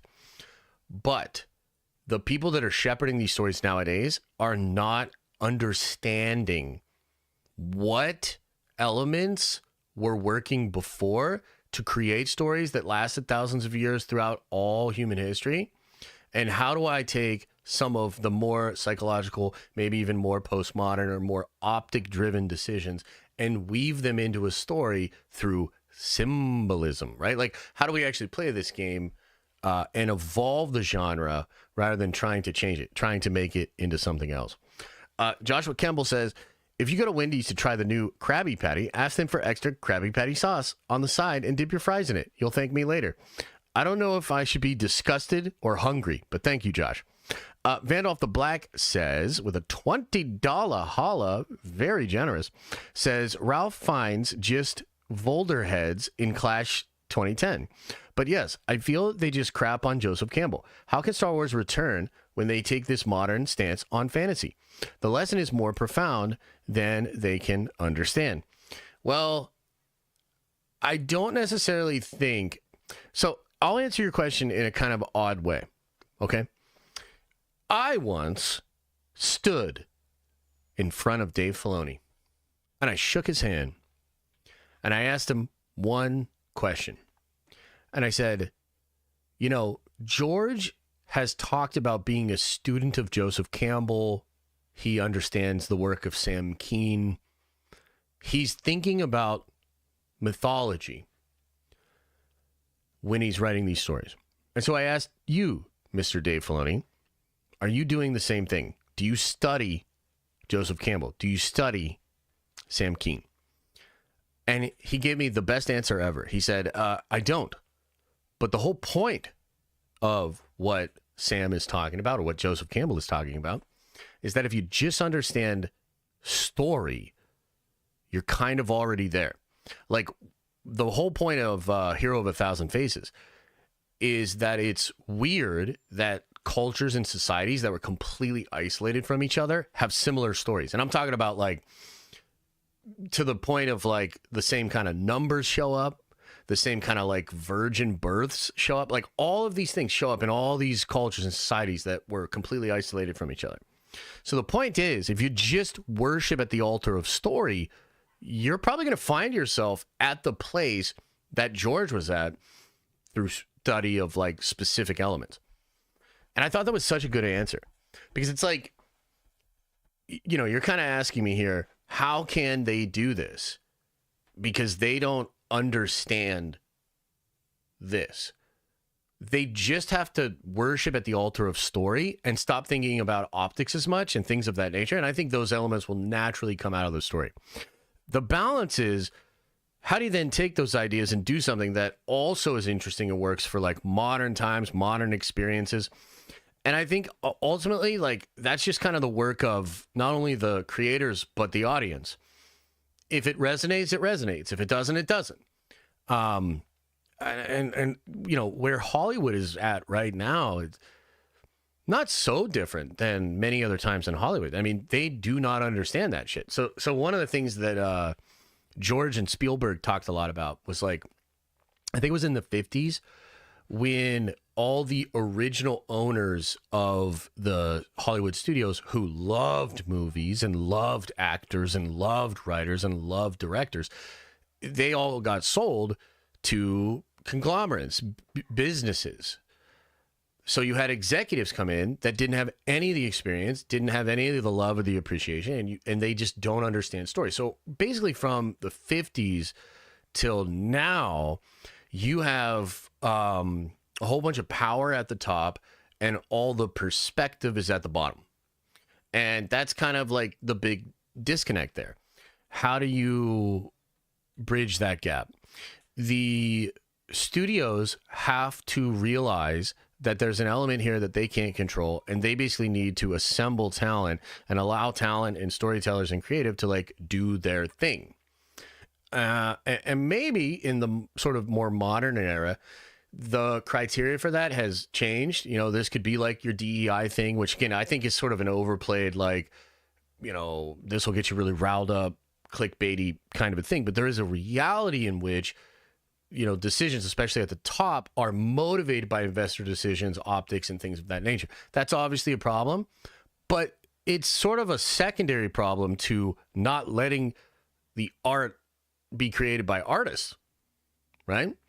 So this is kind of the story of Hollywood, the ebb and flow of these two forces, corporate control and large-scale business and actual creatively driven art. I'm not sure exactly what the answer is, but I think it's a recalibrating of how that relationship works. That's why I don't really hate elevated fantasy. I can't bring myself to hate it, but I am disappointed by it. And I do look forward to the rise of something else, something that I want to Arcane's great. Enlightened fantasy. The word enlightened evokes very different meanings in the West and the East. I'm using this term deliberately for all of its bicameral associations. Now, in terms of the mythospectrum, Josh follows up and says, if you want to be grossed out, talk to those animals that dip their fries in chocolate Frosties. Well, I guess I better apply to the creature Commandos because I am one of those animals. Enlightened fantasy might lean mythological, but like Star Wars and Lord of the Rings, it's essentially balanced because it follows mortal characters. However, those mortal characters are always, in some way or another, reaching for the divine. The key to enlightened fantasy is that it reaches for the mythological.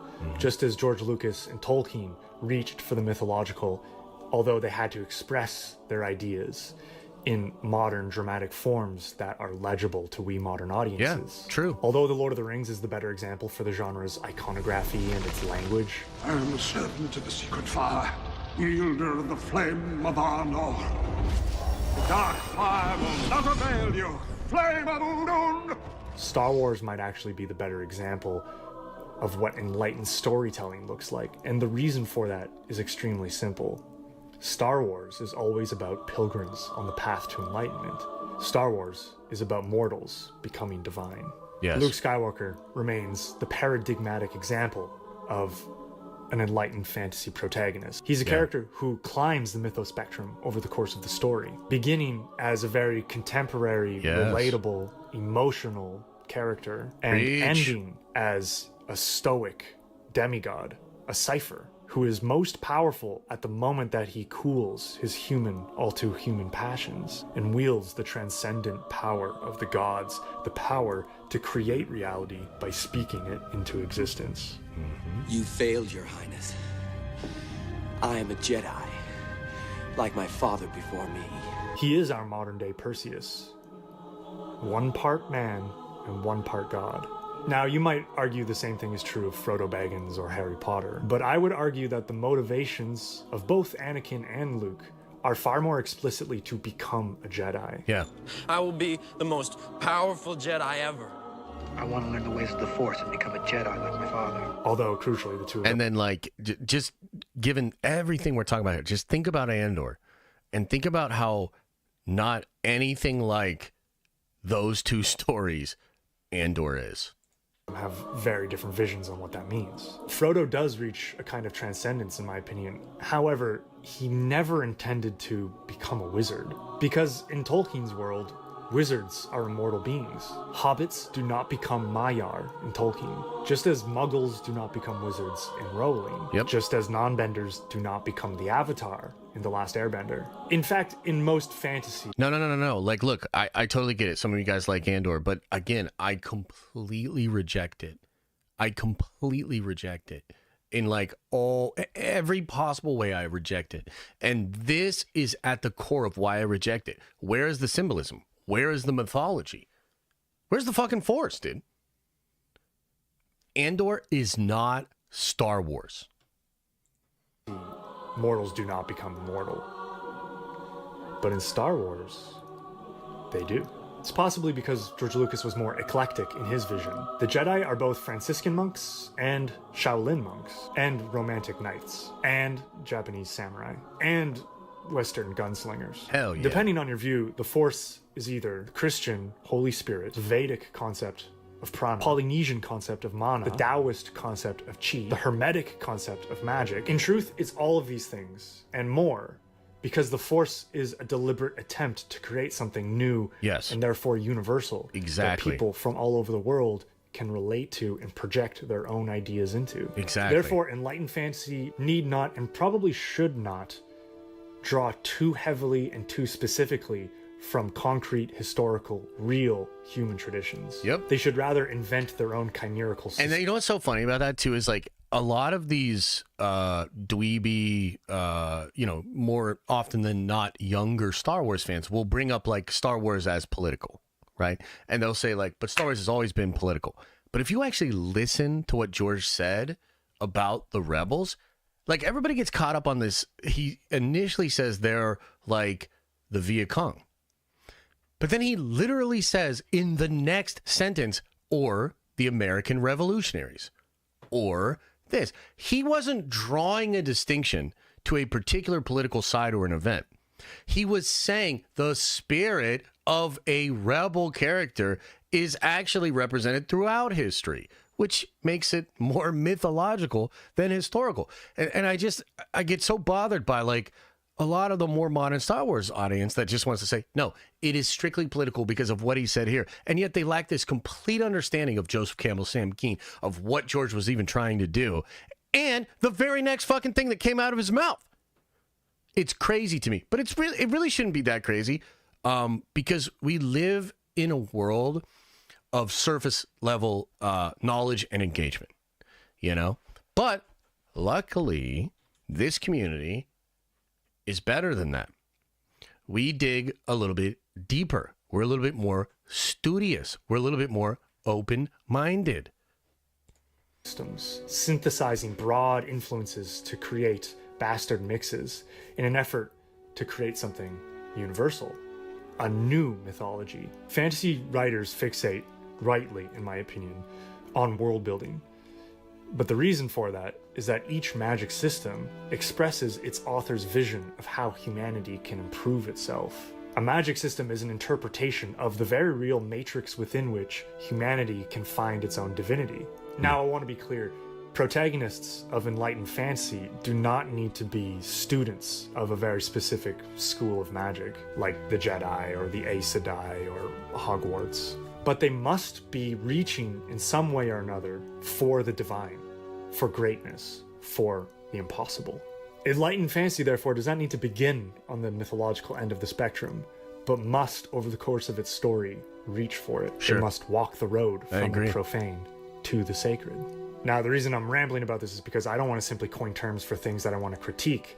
I want to coin terms for things that I want to see more of. I want to see the golden age of fantasy that we were promised. Yeah, man. I want to see more stories of humanity. Which also, too, man, and I don't actually think this is going to happen, but wouldn't it be interesting if Star Wars itself, which was a huge, like, force, ironically, that pushed that idea into the mainstream again at a time when, like, after Vietnam and all these like anti-hero, there was a sort of postmodern thing happening there, reinvestigating authority, all these different things, to then, go back to fantasy in the way that Star Wars helped that.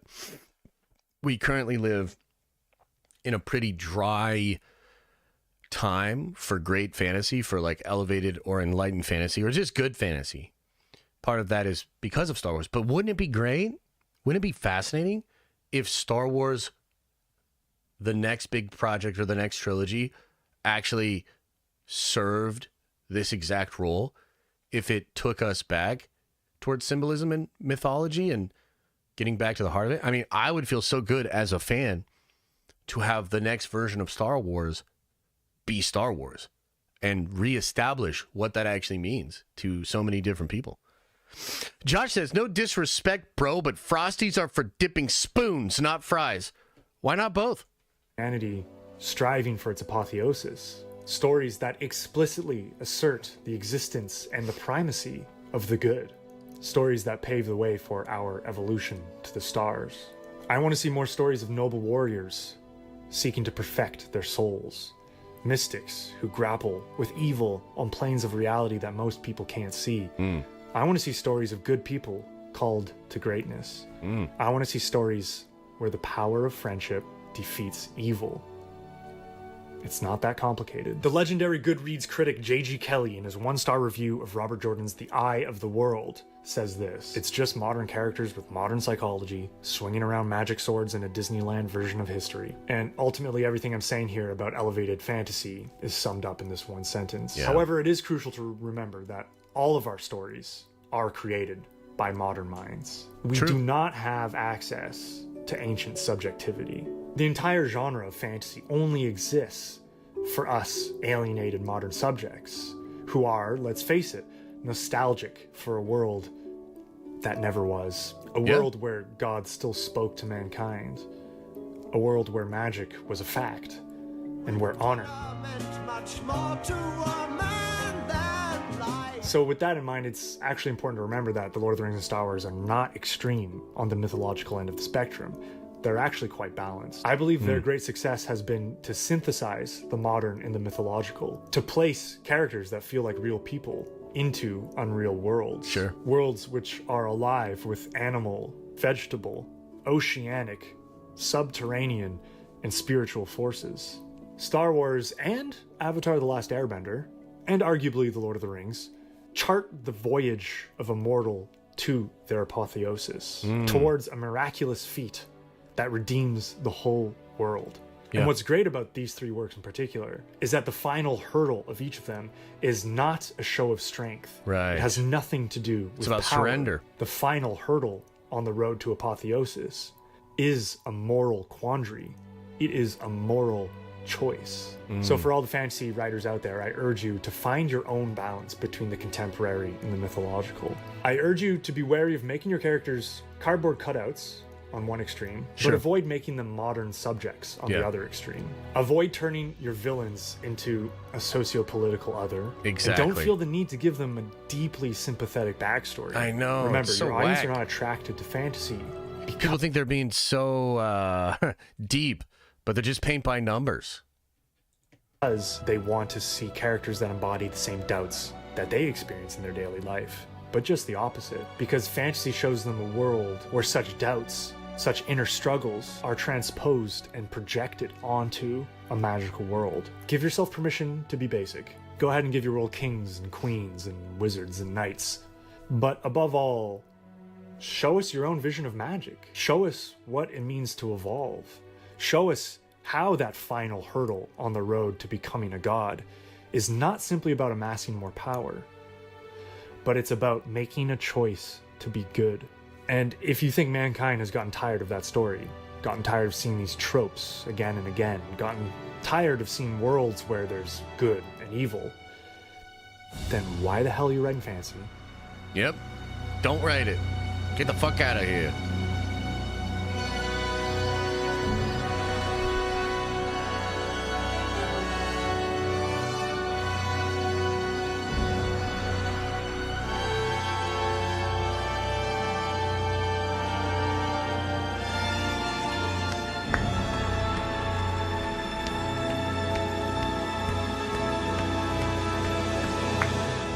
If you like this video, please check out my podcast. It's called Haven't Seen a Pod. It is the greatest podcast in the world. I also have a Patreon where I post. Yo, this dude's legit. Josh from Xbox Live. Go check it out. I'm going to subscribe. I just subscribed. Okay, so apparently we have a 6-minute interview with Tom Hardy, dropping about Spider-Man. Tom, I've always wanted to know, between your Venom voice... So let's hold on just a second. Let's actually just... I want to watch this interview. But what do you guys think of the video we just watched, huh? Yeah, let's take a moment here. Can we take a moment? What'd you guys think?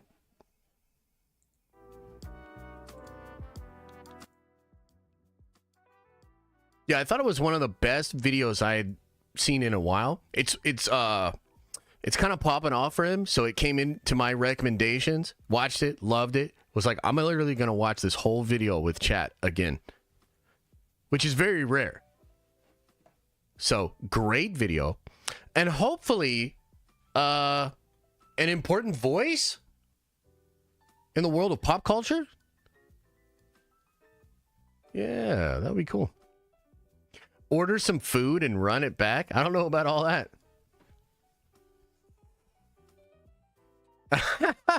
Wasn't as good as Penguin? Oh, sorry. I was way more interested in this than Penguin. Yeah, it explains something I feel like I knew but could not put my finger on. Yep, totally. 100%. I've been trying to make this point a lot, and it's my fault that I haven't made it better, you know? But that's why it's like, I think content is so cool, because it's like a conversation, you know? The guy's channel is Josh from Xbox Live with underscores, because underscores are cool again.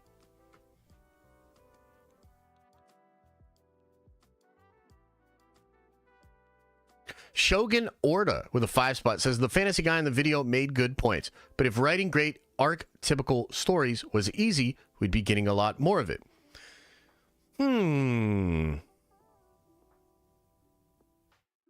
So you're basically saying that it's not as easy as he is making it out to be? I don't know. I don't know about that.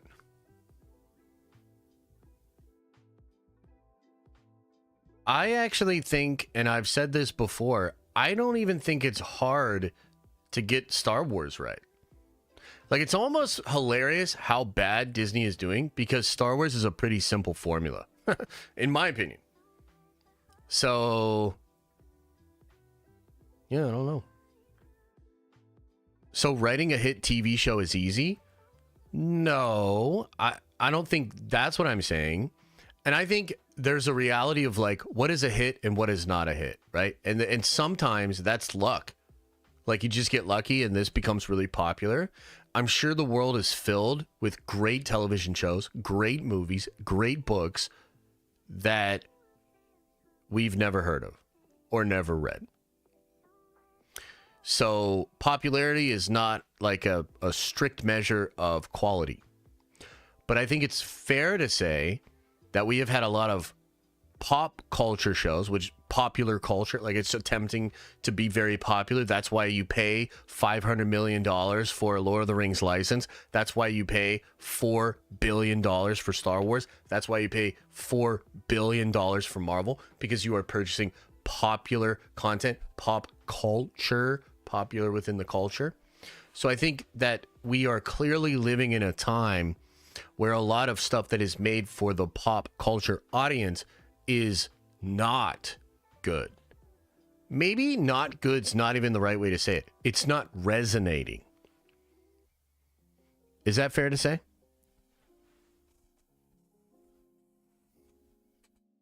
The Vitamin Dealer says with a 10 spot, appreciate you, bro, says, if y'all want a really great underrated fantasy series, check out the Dragon Bone Sheriff. If y'all want a really great underrated fantasy series, check out the Memories, Sorrow, Thorn by Todd Williams. There's a lot of good fantasy. I've not heard of these series, so maybe I'll check them out. I think I really like Brandon Sanderson and a lot of stuff that he's been bringing to modern fantasy. You know, what's interesting about Sanderson, okay, is this is a guy that broke a Kickstarter record, and I would say he's probably the most popular author that has never had one of his works adapted. So, like, George Martin was not really popular before the Game of Thrones TV series. Voice to text, picking up my super chat. Oh, shit. Okay, I see. It was like not until that happened where they really popped off, right? Brandon appears to just have really popular books that sell huge, and he's never had his shit adapted. So I think when he gets adapted, it's going to be a time. It's going to be a moment. And it could lead to some really good things. Yeah, he's trying to. He has a couple development deals. Yeah. So we'll see, man. We shall see. All right, let's watch this interview. You guys ready? voice or your Bane voice? Which one's harder on the vocal cords? Neither. Really? Yeah, Venom probably, actually, because he shouts more. Bane doesn't shout. No, that's true. Bane's very collected. Have you ever had anybody try to do a Bane impression back to you? Of course. I'm not gonna do it now. I'm not gonna do it. Why not? No. Oh, the darkness is your ally. No, that's great. No, thanks. Kelly, I wanted to tell you, I'm so impressed that this is like your first time directing. I mean, it's so good, and I think you did such a good job setting up Null and how you use Null. If not Venom, who is a character that you think moving forward could potentially be an adversary for Null? Wow. I think... Can't go there. I can't go there. I can't. You're not allowed to go. Tom's like, don't you say shit, lady. Goddamn. You're not allowed. Not allowed. There's 3 things that we can't talk about, and that's one of them. Who could be an adversary for Null? Am I not allowed to say who I think it should be? Go on, I'll say who I think it should be. Sure.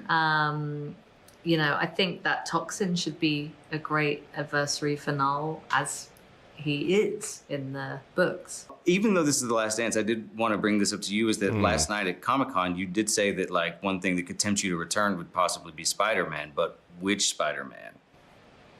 Tom Holland, without a shadow of a doubt. That's amazing. I love that answer. Are there any other Marvel characters, though, that could pique your interest about returning, if not Spider-Man? Well, to play them, I'd play other Marvel characters. I just meant like as far as Venom fighting them, but... Oh, I'd fight anyone. Just anybody. Venom, Incredible Hulk, let's do it. Like an old timer, yeah, I'll just fight. Yeah, even him. Yeah, oh, yeah. 100%. Like I said, I love the movie so much. It's like, I love the Venom movies in general just because I feel like they're guilty pleasure movies. So what's a guilty pleasure movie that both of you love? Wow. I'm trying to think of like, what do I feel guilty about being a pleasure? There's so many movies I love, but guilty pleasure, Titanic? That's a guilty pleasure. What's a guilty pleasure movie for you guys? That's kind of an interesting question. I don't know if I would have asked like the actual talent of the movie on like a junket, but it is kind of an interesting question. What do you guys think? Big Lebowski?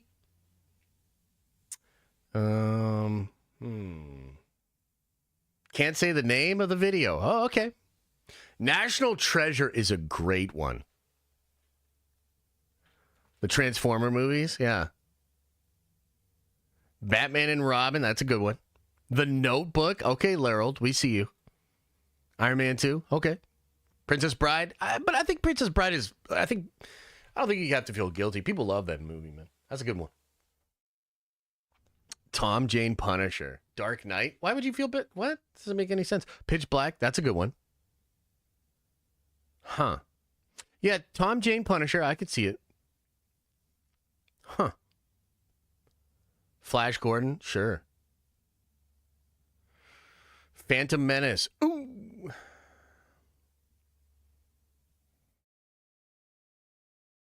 Well, if you have an idea, Andre, of what mythic things are in Andor, why don't you just say it? The Affleck Daredevil? Sure. I'm trying to think. Maybe, guilty. So, like, in order to feel guilty about it, you'd have to basically acknowledge that a lot of people thought it was shit. Yeah, that's a tough one. It's almost like, what bad movies do you like? Rebel Moon. Ooh. Attack of the Clones. Yeah, there you go. Terminator 3. Oh, that's a great one. You know what? One I really like is the Terminator they did with Christian Bale. That's a guilty pleasure of mine. A lot of Terminator fans hated that movie. They shit on that movie. I like that one. With the bull that did Avatar. Sam something or other. Yeah, Salvation. And McG did that movie. Y'all know about McG? Sam Worthington. Yeah. I like that movie. That's my guilty pleasure. Hell yeah. Mine too. Yeah. That's a great answer. That's a great one. Yeah, that's good. I don't know. Yeah, exactly the same thing. I don't know if it's guilty, and it's awkward because I'm in it. But I do sometimes like to watch Love Actually again. Just check it out. It's fun. Love Actually is brilliant. Y'all love Love Actually? Dude, come on. That you don't have to feel guilty about that. That movie is fan-fucking-tastic, dude. That's a great movie. Love Actually? Come on. Yep. My wife makes me watch both of those several times a year. And I'm not mad about it. Also, Juno, since Venom reunites you with Tom Hardy from The Dark Knight Rises, I was curious, did you guys ever have a chance to catch up and sort of share memories about that on set? Or did you get to like show your Bane voice to him, like anything like that? I have not done that yet. I'm saving that for a very opportune moment. No, but it was interesting because I actually didn't cross paths with Tom at all when I was filming The Dark Knight Rises. And I think, again, it was one of those amazing experiences of getting to work with those people and Christopher Nolan. But it was short and delightful. But sneeze and you might miss me in the movie. So this time I feel like it was a real privilege to get asked by Kelly and Tom to join this universe because it's something that they have cared about for a really long time. And the passion, you see it in the movies. You see how much he cares about Venom and Eddie. That's true. I mean, I will say that's true. Tom is bringing it in these movies, and he obviously cares. Their unit as this kind of delicious duo, And I think this script and exploring their friendship and then knowing that behind the scenes, the friendship of the director and the writers, as well as being, the main star of the movie, is something that I really don't take lightly. I think it's really cool to have been invited into that world and be a part of this beautiful last dance.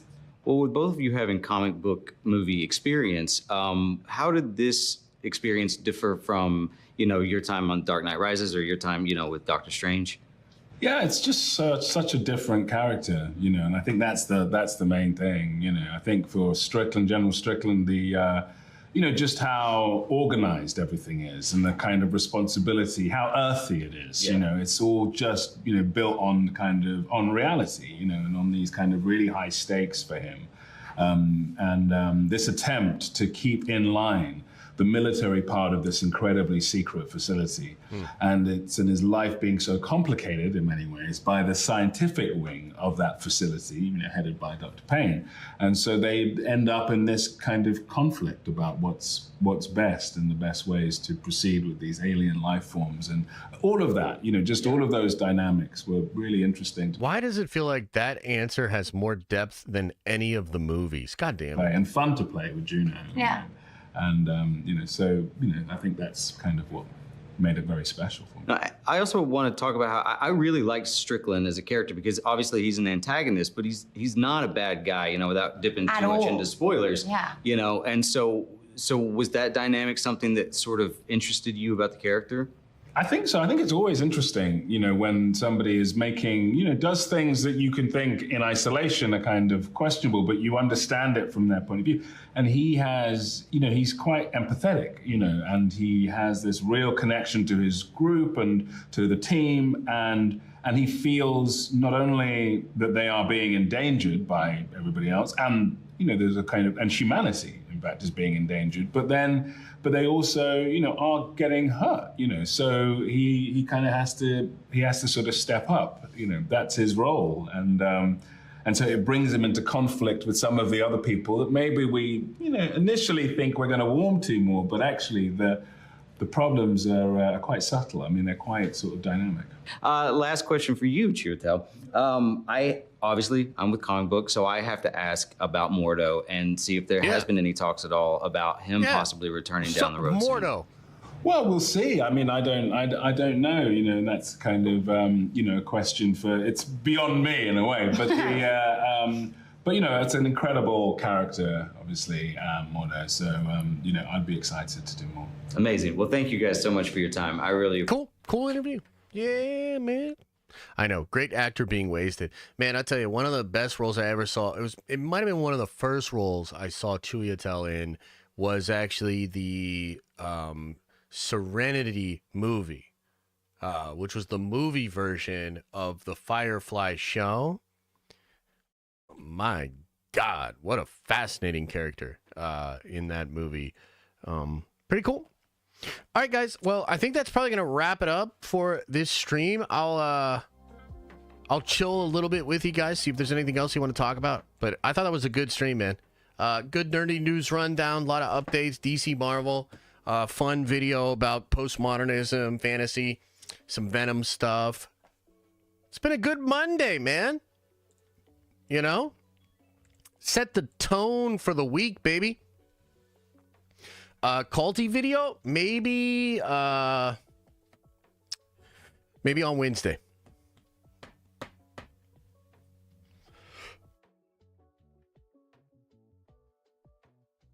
Remember, too, we're going to be watching a movie tomorrow night on Twitch. So tomorrow night, we'll be watching the second Silver Surfer movie. So that'll be cool. Yeah, stream tomorrow night. If you are a Unity backer, we will have a stream for you guys tonight at 7:30, where we will update you guys about the process of Unity and where we're at with that. Yeah. Have you ever seen The Franchise on HBO? Satire on Marvel movies? Yeah, I've kind of heard some bad things about it, to be honest, but yeah. When's the next Diamond Lounge? That'll be November 1st. Halloween themed. I'm going to wear a costume. Appreciate it. Thank you. And maybe we'll have some Halloween themed drinks too. So the day after Halloween, that Friday. I think it's a Friday, right? Uh-oh. Yep, Friday. So not this Friday, but next Friday. Yeah. Yeah, yeah.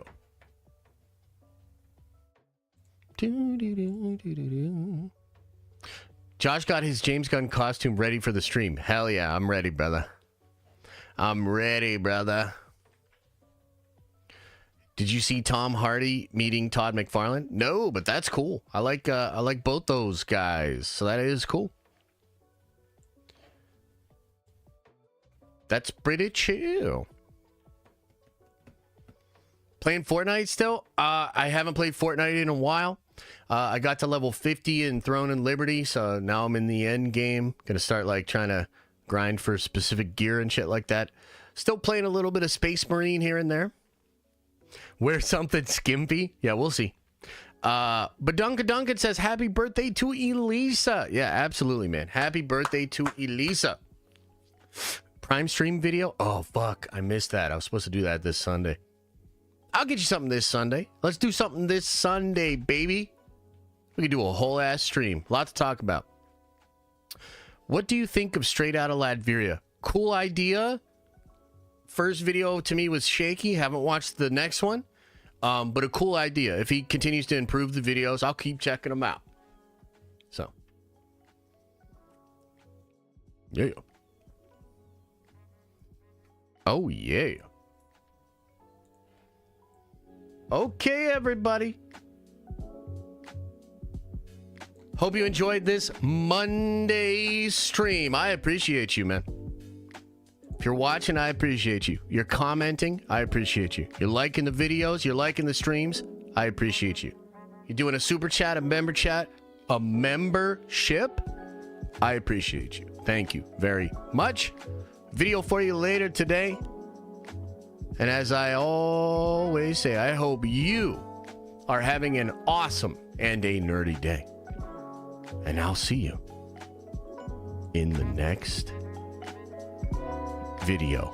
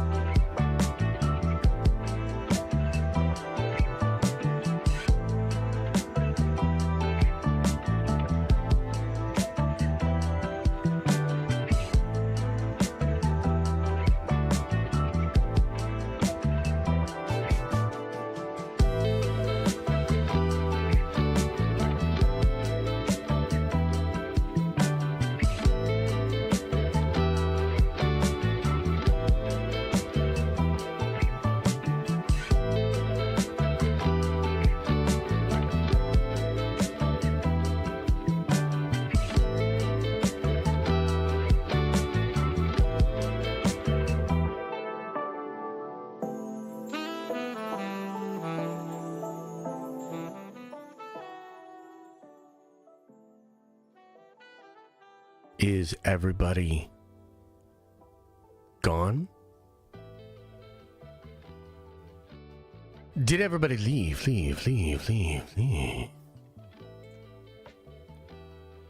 Oh, man. Another happy landing. What a beautiful way to start the week. Felt like that nerdy news rundown was tight.